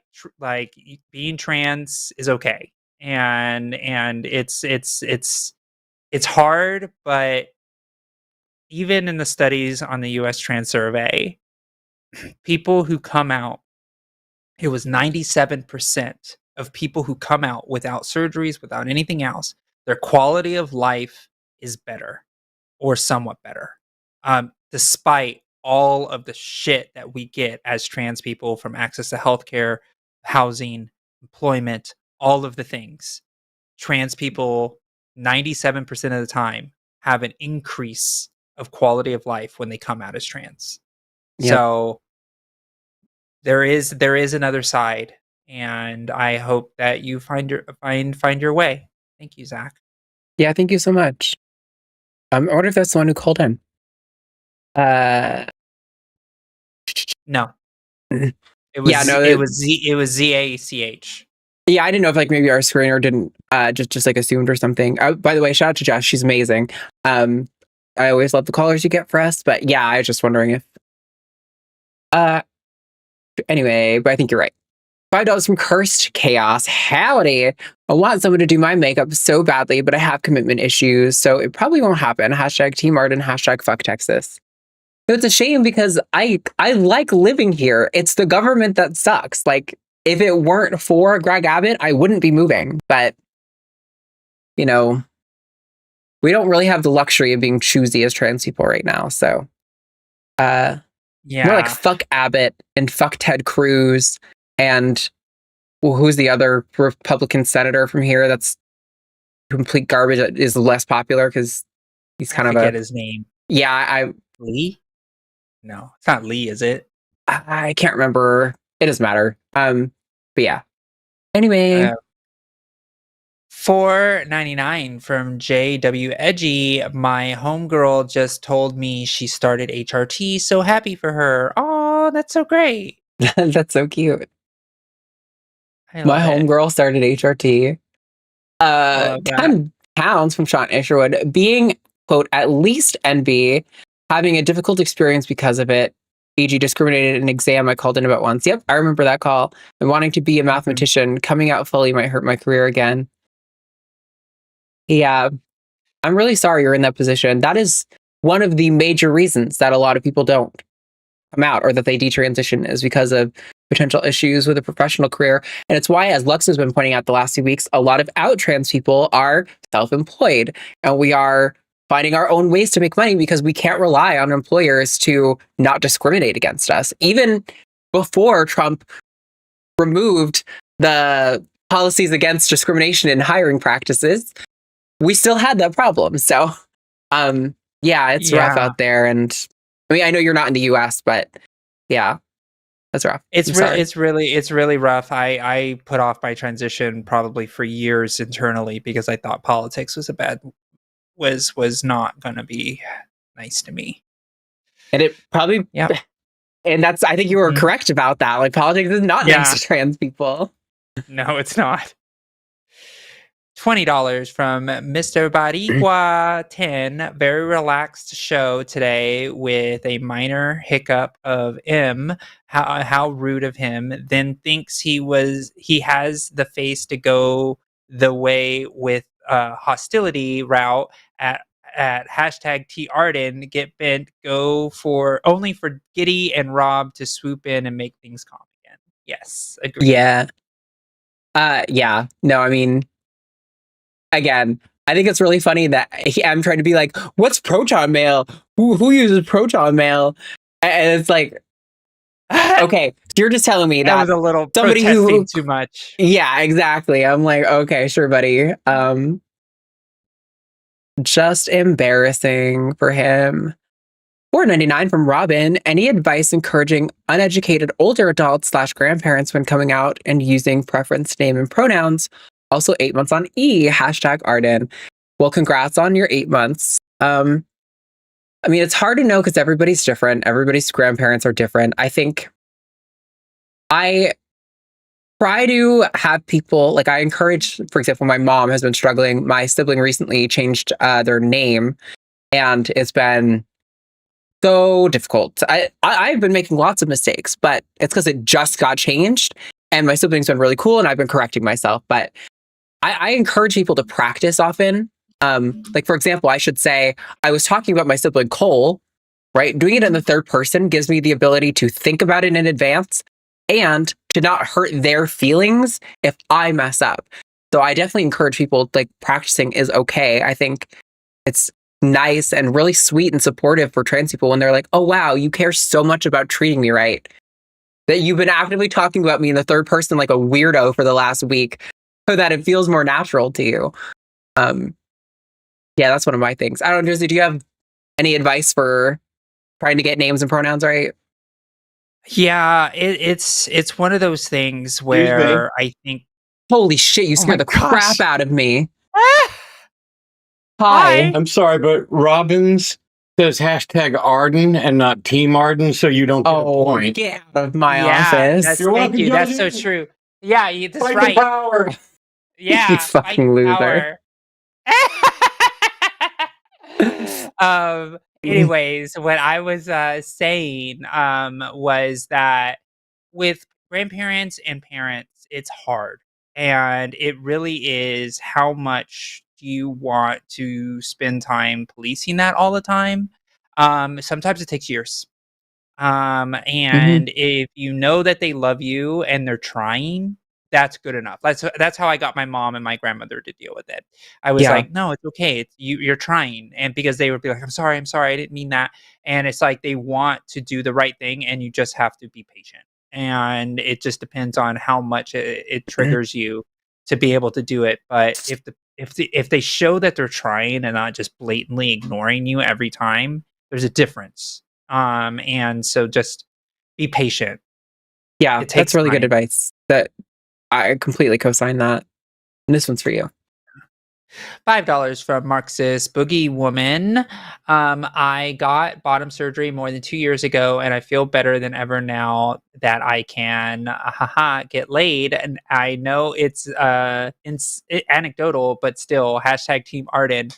Agreed. Agreed, though. Like, yes. Yeah. There After is a some time, it's mistake. great. There is a mistake in allowing anecdotes to confirm the evidence, but it's not like fallacious or anything to point out that your anecdote does align with the evidence and what we tend to expect with these sorts of things. So, yeah, I'm really happy for you.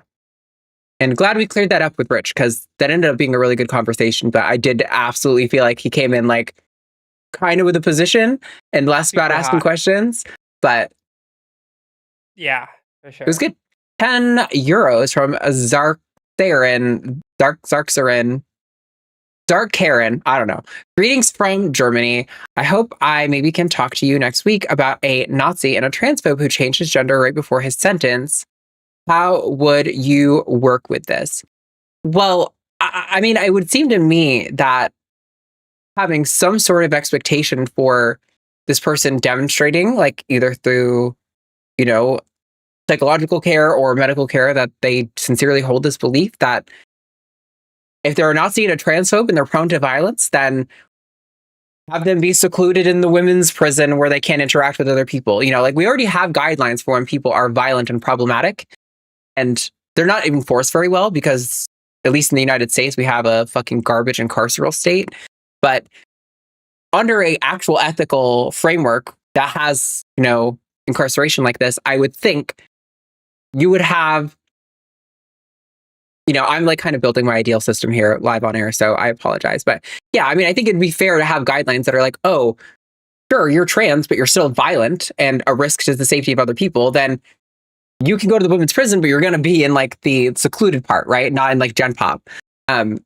So I don't know. Yeah, it's one of those things as the judge, right? They have to first off rule on the crime and not deal with the theater of what somebody may be doing at the time.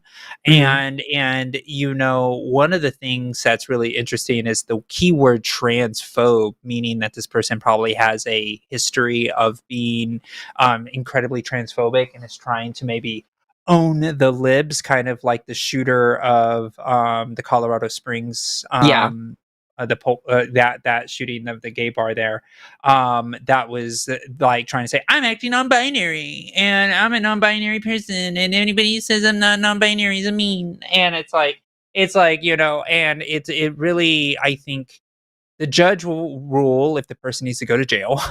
And then I think it's up to the incarcerational system to do what basically Arden is saying about the psychological evaluation and the lived experience if this person is actually a trans person or not. And you want to give people due process, right, to the ability of being able to say, okay, I want to say this is the actual truth, or they're trying to just put a show of it all and trying to own the libs and being like, oh yeah, I'm going to jail, but put me in the women's prison and I'll show you. There has to be accounted for in the incarcerational system that shows that this person, like Arden said, is going to be violent for violence sake and not trying to make a mockery of the justice system, which judges already have to do. Right? Yeah. Judges already have to deal with people trying to make a mockery of the justice system, and not deal with the fact that they're getting sentenced to prison. I also think it's worth noting, we've said this before about how, like, generally speaking, when somebody says they like vanilla or they're a teacher or they're a woman, I accept that because it's generally not any sweat off my back. And if they're lying and I find out later, then I know that person's just like not trustworthy, right? But like, you don't have to be an idiot. Like, if somebody has a history of being an open bigot and a Nazi, and then right as they're sentenced, they declare a gender, you don't have to be a fucking fool to understand that that's probably not a sincere declaration. But if you find out it is, again, we have systems in place to manage that scenario. But it's like, people think when we're saying, like, believe trans people when they say they are who they are, that we're saying be a completely impressionable dope all the time. Another great example is the fucking dude from The Bachelor who tried to pretend to be a trans woman for 5 months. And it's like, he's going on his Instagram being like, oh, I'm bleeding. Like as if he's like on a menstruation. It's like, okay, you're mocking us. Like, it's so obvious you're trying to mock us and you're not sincerely holding this identity. You don't have to be a fucking pushover and an idiot. It's absolutely right. And one last point on this is the fact that we as a community, it's kind of funny when they try to mock an accepting community, right? It's like we are not the fascist. We are not the inclusive folks that are like trying to exclude people from our community. They think, oh, look, they think that I'm actually trans and they like respect me. And it's like, wow.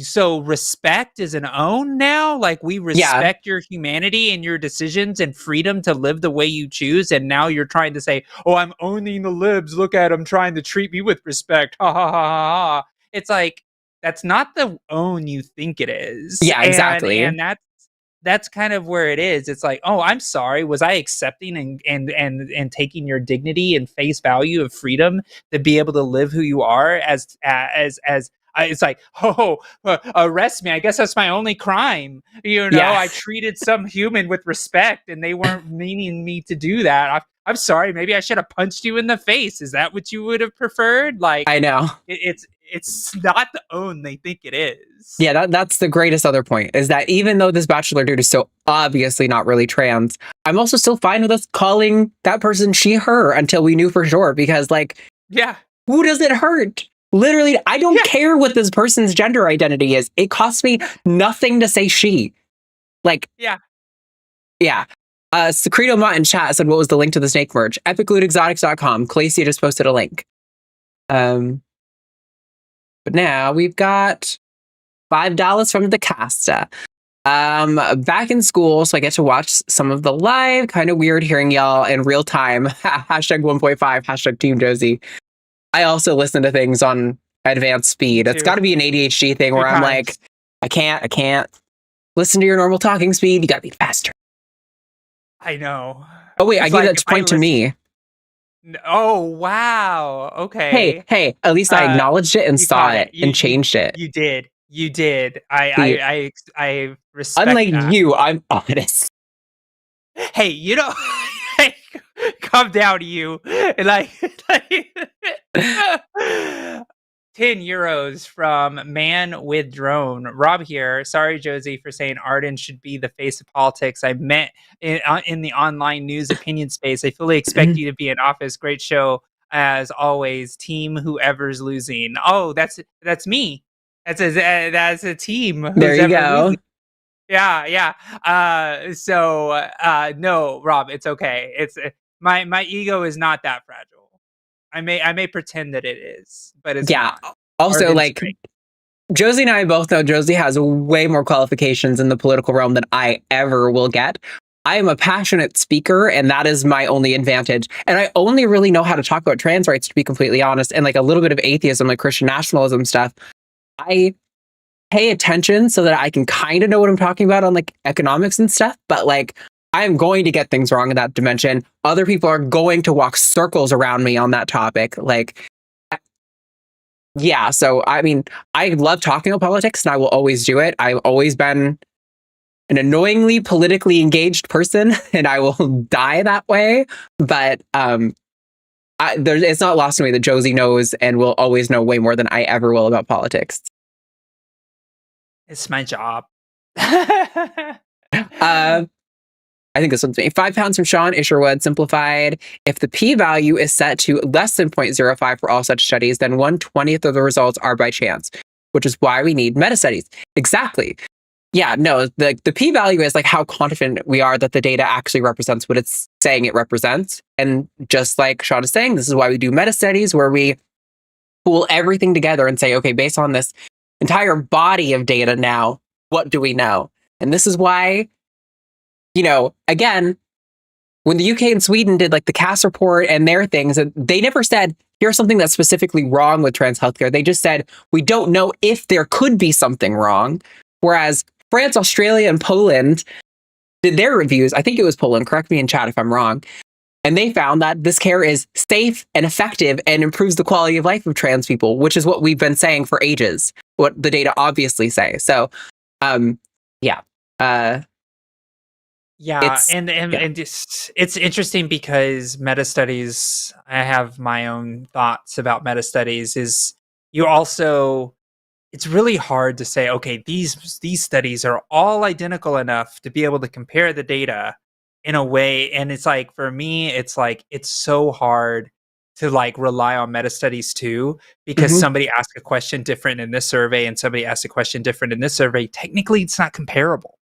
So you have to do all this special math that is required to be able to like slice everything up, right? It's like, it's really frustrating because, like, for example, as a vegan, right? And it's like one of those things people are like, oh, if you look at this meta study on this, and it's like, yeah, but all those meta studies are done by the meat industry. Like, it's like, yeah, you have this massive body of data all done by the same freaking people that have a invested interest to make sure that this data comes out this way, where there isn't a lot of money in vegan studies, right? And so I always get a little sussed out when I think of meta studies a lot of times. Also, sorry, Ember in chat just said it was Poland, but also Germany, Switzerland, and Hungary last week did one.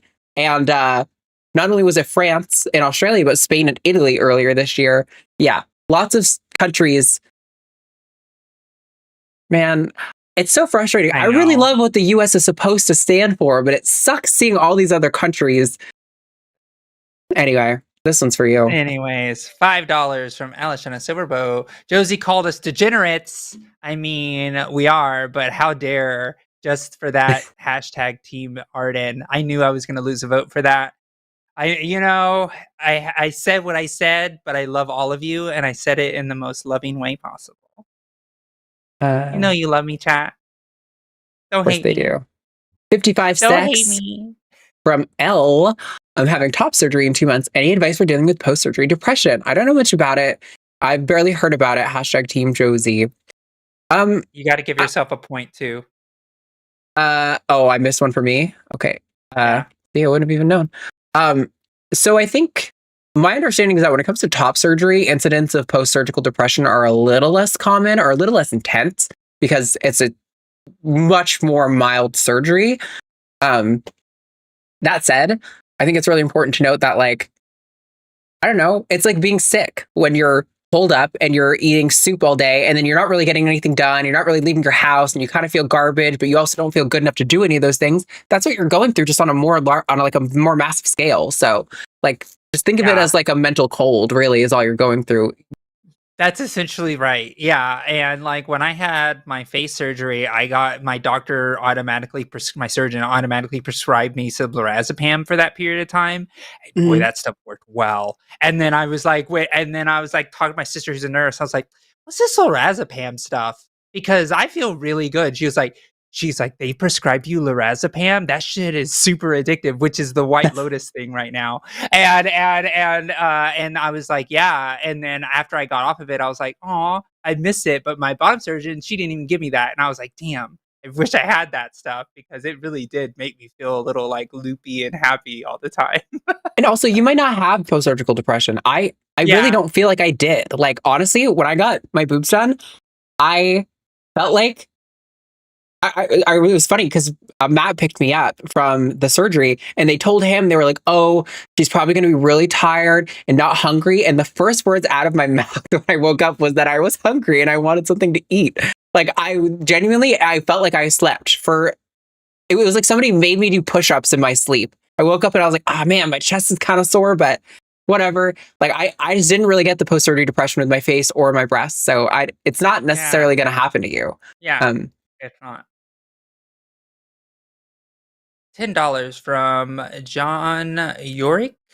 Took a work trip to California and the people were nice. My coworkers were very uncomfortable with that and only felt better once we returned to the rudeness of Massachusetts.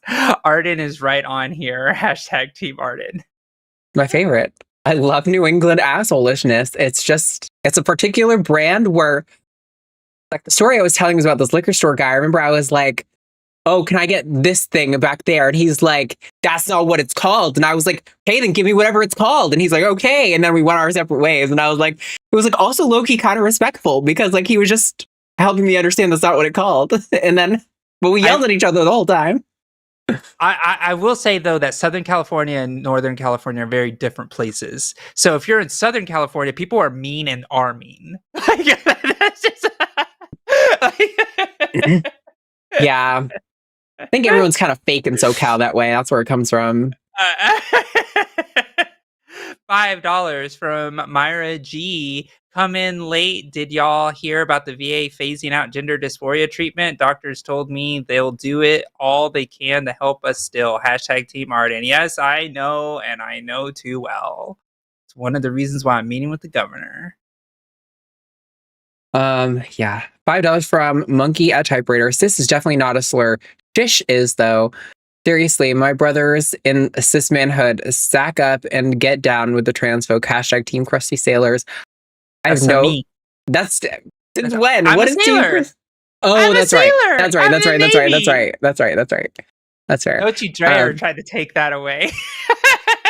I would just love for the people who think that to define for me what a slur is. Because if it's something I don't like, that's not a slur. A slur is a term that's intended to be derogatory. All cis is doing is describing the fact that you are not transgender. If that's offensive to you, then you have some other issues that you need to work out on your own time. Could you imagine, like, is calling somebody a ginger a slur? That's a curious. Right. I'm curious. Is that? I don't know. I honestly don't know. It's so weird. It's like I don't know. Is this I with should me? know. Hey, any redheads in the chat? Tell me if that's a slur or not. I'm curious. $10 from Steph Helms. Know what? I got a job today. Congrats! I was glad. My citizenship documents have been in order since 02. Possibly changing is concerning since there is a paycheck in my future here for hashtag Team Arden. Steph, I appreciate that. I'm really glad that's great. helping you kind of get back on your feet. That's really, really, really good to hear. That. But I feel you on citizenship stuff. I was Googling the other day. I don't think I could leave the country. It's just not really feasible for me. But I was like, what's it like in Mexico City? I mean, maybe it's not so bad down there. Everyone's coming up here, but I mean, I heard that Mexico is actually the place where American expats report feeling most similar to the US or something like that. But that could be not real because I did not find that in a study. So, $10 from Ari Turner. 5 years therapy, 4 years transition, 1.5 years on T, lost 40 pounds for top surgery, losing 40 more with diet and exercise and blood tests every 3 months. I'm healthier now than I ever was before. Hashtag Team Josie. I'm so great. I'm so glad to hear that. Hell yeah. Yeah. It's thriving. You're thriving. I've been thinking there's a group kind of close to me that does queer fighting sports, and I was like, listen, I'm so unathletic, but I low-key kind of wanna. I'm so angry all the time now. I'm like, I just need to go punch something so bad. Oh, and that's a vote for you. I need exercise in my life to cope with the world. I'm doing Pilates. I like it. It's good. I do mat Pilates in my living room. I am not flexible. I need to gain up some muscle before I can start working on flexibility because I'm completely sedentary. My lifestyle is so unhealthy. Well, that's why I started doing Pilates is because it works your core and it actually helps with your flexibility. Yeah, I just I can't even keep my leg out straight from sitting position. That's how bad I am right now. So I know. I gotta do some work. Need to do Pilates. Probably 5 pounds from Ian Roche called last week about exploring gender. I feel like I'm agender/gender void. Any tips by expressing my inner Byzantine warrior via nail polish? Hashtag Team Snack. Honestly, one thing I've always loved about nails, not beating the furry allegations, are black. What do you call it? Almond shape, where they're almost like claws. Yeah, that is my favorite thing because I'm I feel like I am part werewolf when I'm doing that, and I'm it's kind of fun. I want them to be weapons. They'll never be weapons, but I want them to be. Yeah. No, I love almond shaped nails. I had to cut mine recently because they broke, and I was like, after you break too many nails, you just have to chop them. I never have my nails done because we're always working with animals and shit, and they're always breaking, and my hands are always getting covered in scratches, and I'm just I just accepted my hands will never be pretty. There was a time, but not these days. Yeah. Hashtag Team Josie better rally. All right, we're close to winning this. Getting there. Yeah. $5 for mod. I wore a dress out for the first time on Sunday and LBD paired with fishnets. I don't pass, but damn it felt good. Hashtag Team Danger Snake. Yeah, that's amazing. Nice. I'm so glad. I'm happy for you. Yeah, very. Also, I was just looking at the chat for the loser poll, and when I last looked at it, Return Blue to Women was demolishing, and right now it is really close. It is 33, 36, 30. So HRT and soda flavors, which is hilarious, is winning. But all of those are good. I had good poll ideas today, you guys. So you guys better get voting. Let your voice be heard. Yeah. $5 from Michael Deem. Howdy, Arden and Josie. First time able to catch a show live. Just wanted to say, go fuck yourself, Jimmy, and hashtag Team Arden. Thank you so much. We really appreciate it. Yeah. Glad you're able to watch live. $5 from Monkey at Typewriter. I think you fucking people are insane. Not trans people, all of you. I'm the only sane one around here. Leaves to finish making foil hat. Hashtag Team Josie. Yes. Yep. $6.99 from Haunted Dragon. No message. Thank you so much. Oh, thank you. €5 from Man with a Drone. I look forward to the day the show is irrelevant. Peace and love. Hashtag team. Whoever is losing. I love it. I love this. Yeah, you like the pity votes, don't you? I like to win on principle, I do. but that's just me. Elections, you got to get the votes just because your name's first to appear on the ballot. $5 from Zach Lee. Okay, now I have to go hashtag Team Josie because I need my wishes and dreams to come true. I guess I've canceled my earlier vote. It's all right. Yeah. We'll forgive you. All right. I'll take it. Yeah, Josie's desperate for So pity close. votes, so It's okay. We'll see. We'll see who wins at the end of this. All right. I think this is me, or is it? No, yeah. Yep. $5 from Mr. Bariqua 10. Nice closer with Rich and Zach. I appreciate the honesty. Hashtag Team Arden. A cis pan dude, may start using some nail polish to rep some inner thoughts. I love it. yeah. Yeah, I thought those are good conversations. Yeah. I do hope Rich calls back. I think we can have a better call second time since I kind of know where he's at more now. I can maybe interpret his wording a little more charitably. $10 from Ari Turner. Trans people would like cis people to leave us the fuck alone. I don't want to be harassed in the grocery store buying food because I exist while having boobs and facial hair. Ladies with Picos too. Hashtag Team Arden.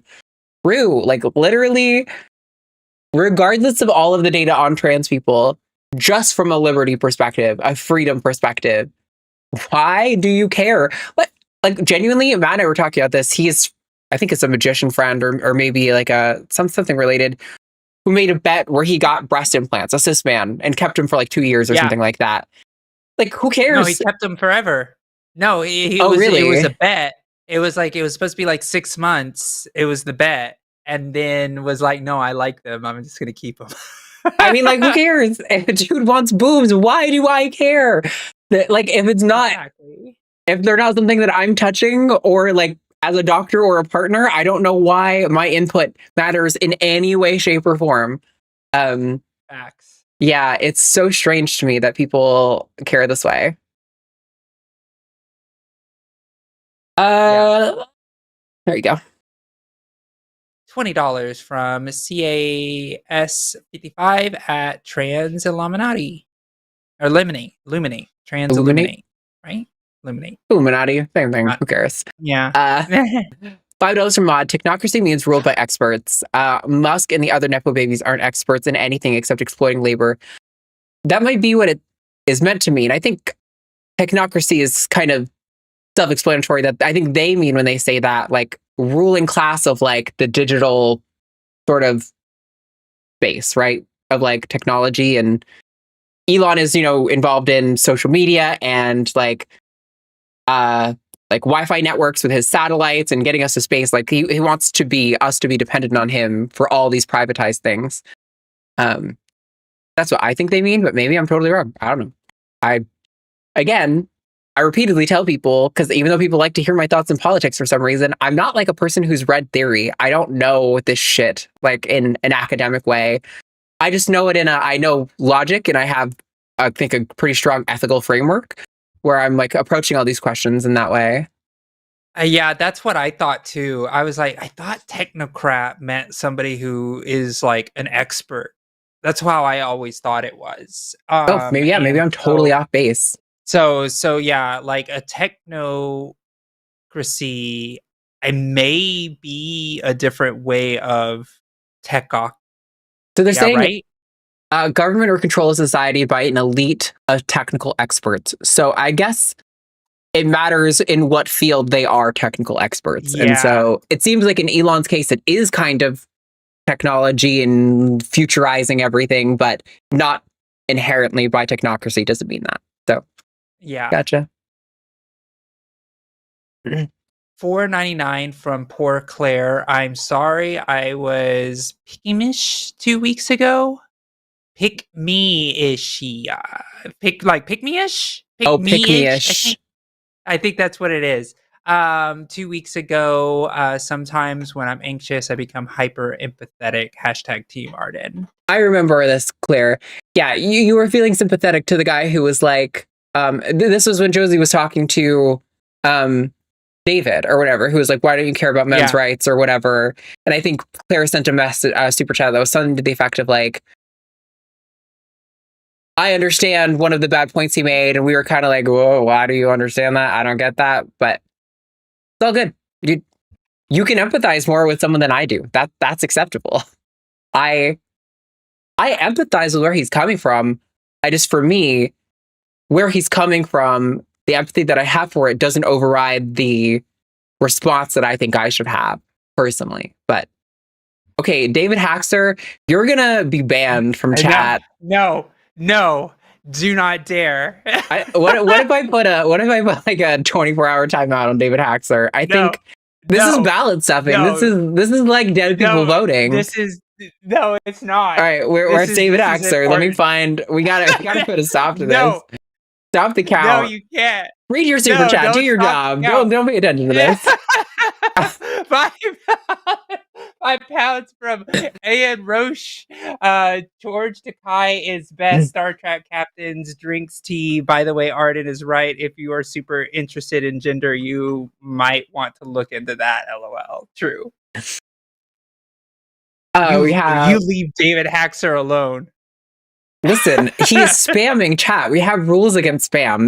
That's all that's happening. It's not about the vote. That just happened to be spam is allowed. that just happened to be in a super chat, but it's still spamming. So, $10 from Pass55 at Transilluminate. Love your flags in the background. As a vet, hashtag Josie.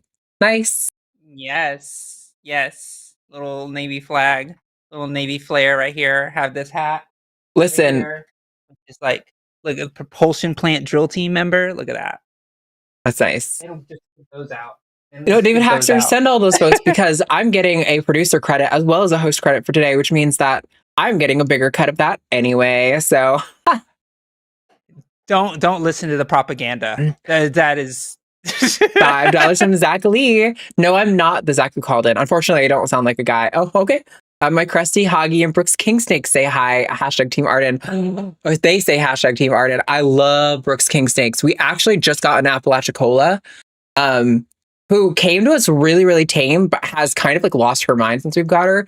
We're going to upgrade her to a really nice enclosure because she's not working in the setup we have currently. But she's massive. She's one of the biggest king snakes I've seen. Yeah, but I love Brooks king snakes are so pretty. Their colors are outstanding.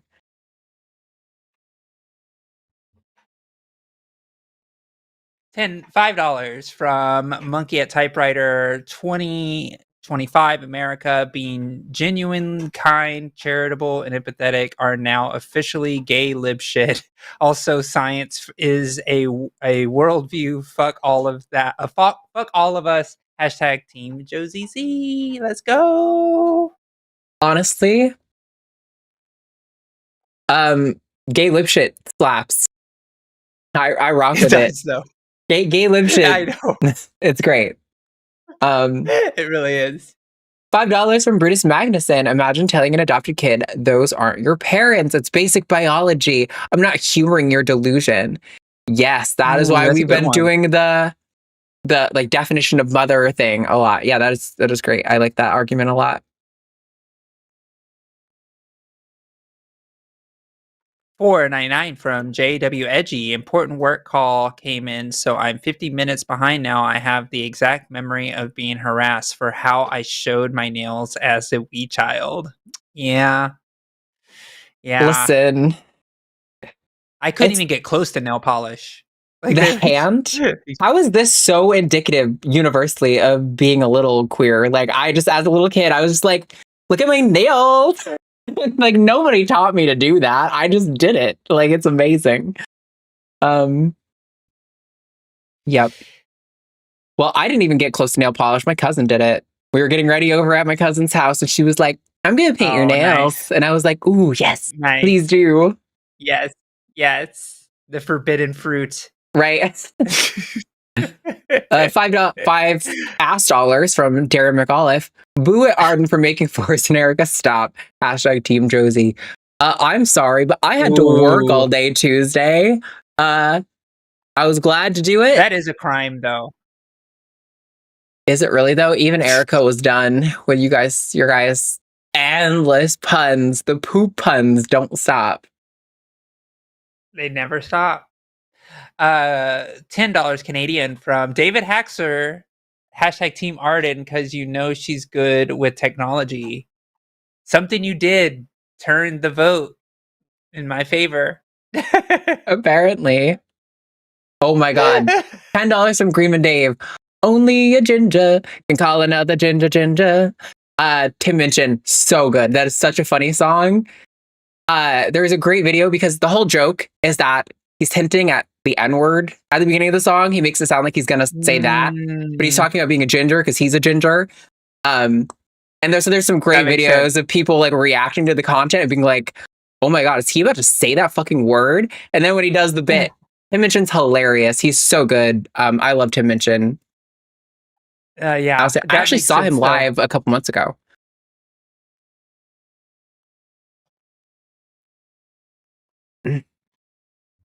$5 from Secular Feminist or Felinist for her amazing advocacy work. Hashtag Team Josie and hashtag Jimmy Go Fuck Yourself. Thank you. I appreciate it. All right. Are you ready, chat? Buckle in, because David Haxer is trying to cheat the system. Though I was going to win no matter what. You could try to blame it on things. Hashtag Team Josie 1. Hashtag Team Josie 2. Hashtag Team Josie 3. Hashtag Team Josie 4.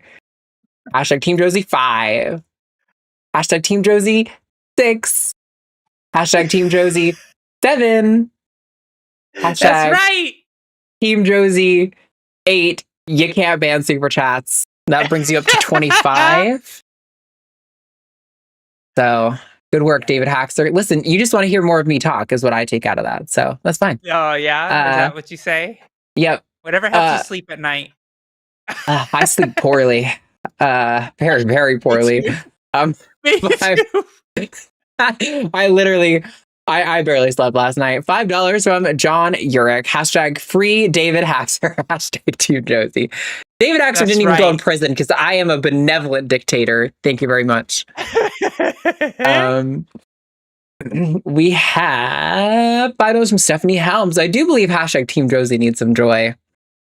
Yes, apparently. It does. Thank you, Stephanie. Yeah, she doesn't have any joy inside her heart, apparently. It's all got to come from the super chat. That's true. $5 Canadian from David Haxer. Hashtag Team Josie. Again, with the question marks. Of course. It's not even a question. I hope your bank sent you like a "what the fuck are you doing" notification. No more. That was a lot of charges all at once. And another. Oh, that's $2. That's not even on the list. That doesn't count. That's true. Sorry. We've got $5 though from Melatonin Ale. Hashtag Team Arden. We're doing a class action lawsuit against all super chats. I'm also super jelly of Josie's curls. For real though, same. My hair is naturally very wavy, and it used to be curly when I was younger, but now it's just kind of like I forget what the label. It's like 2D or something. I don't know. Like almost, it's like as close as you get to curls without having curls. And I wish they were just whole curls. That would make my life a lot better. Although I will say, when you have curly or wavy hair, waiting for it to dry is the most annoying thing on the face of the planet. Like, I don't know about you. I have to let it air dry. If I try to like do anything to it, it's immediately like frizz everywhere. Yeah. Disaster. Exactly. Yeah. That's what you gotta do. I'm due for a hair wash. $5 from Brutus Magnuson. This SC has no purpose. I'm just super chat. It has no purpose. I'm just irresponsible with money. That's fair. I think we all are to a certain extent. Real. Another $5 Canadian from David Haxer. Hashtag Team Josie. It ain't cheating. Well, I mean, That's true. You're right. You guys just want to hear me talk more, and I get it. You want me to be the face of politics, if that's what I understand. I hear your message. Okay. $5 from Stephanie Helms for the marathon. Hashtag Team Arden. Thank you, Steph. And then we've got that one. $5 from John Urick. You're a benevolent dictator so far. Hashtag Team Josie. Well, I appreciate your vouching for me, John. And that, my friends, is the game. Any super chats to come in now don't count. I have lost. Josie has won. And the topic as it should be. Yes, sure. All is right in the world. And the topic that I will be defending today is HRT flavors. Or HRT should come in soda flavors. All right. Let me make sure I get who is the loser and who is the winner correct on this little banner thing. All right. Here we go, charging up the clock. All right, chat, you ready? Are you ready for this? So, everyone knows that injecting yourself sucks. Nobody wants to do it. Even the people who aren't bothered by it, nobody wants to do it. And when it comes to patches and pills, there's problems. You could have the first pass effective pills, or maybe they're leaving a little funny thing on your belly with the patches. None of it is good enough. We need something better. And that's why now we're introducing HRT soda, a drink that you can buy in a can that will feminize you and turn you into a woman just by drinking it. And it's going to come in all different flavors. We're going to have root beer flavor. We're going to have orange soda flavor and grape soda flavor. And the kind of soda you drink also affects the kind of woman you become. Everyone knows there's kinds of women. So if you want to be like an athletic woman, you can drink the grape soda flavor. If you want to be like a funny woman, you can drink the orange soda flavor. And if you want to be the kind of woman who like hauls bales of hay, that feels right aesthetically, you can drink the root beer flavor. So whatever kind of woman you want to be, because they're not the same. They're all different women's. They're all different women's in the women's What's the catalog. Karen flavor? The catalog, the Karen flavor. Oh, that's bubblegum, obviously, because it's gross. But like, someone likes it, and you're like, what the fuck's your problem? And if you have like seltzer water, you're probably like a really annoying academic. That's probably what you are, I assume. So buy now and become a woman today with flavors. Also, if you drink the man ones, oh shit, I gotta do man really quick. Root beer makes you a lumberjack. Grape soda makes you ugly. Orange soda makes you tall. And yeah. Anyway, soda flavors, HRT. Let's go. Soda flavors. Let's go. All right, everybody. It's a boring. That has been our show. That has been our show, everybody. Thank you guys so much, and thank you to all the callers who called in today. I thought we had a good collection of callers, which I really appreciate. Yeah, so thanks to specifically like Rich and Zach. I thought those calls were great. We love you guys. Thank you for supporting the show, and thanks to Josie for being here. Thanks to Jess for call screening. And it was supposed to be Josie and Lux next week, but I think both Josie and Ben are unavailable, so it's going to be myself and Lux next week. So yeah, we will see you guys all then, and you have a lovely week. We'll see you at some point in the future. Also, subscribe to our Patreon. Go to patreon.com/calltheline. You can get your name up on... Wow, fuck. Where's my audio mixer? That's so loud. You can get your name up on this list. You can also get access to early ad-free versions of The Line Has a Podcast and other things that we do at points in time. And also, you can just help us keep the lights on because I'll work out here, fam. The lights I'm are tired. Out. Look how dark it is in Arden's room. Look, the lights are going out. This is because you didn't subscribe to my Patreon. This is all your fault. No. Give me your money. Oh, no, the lights. Later, loser.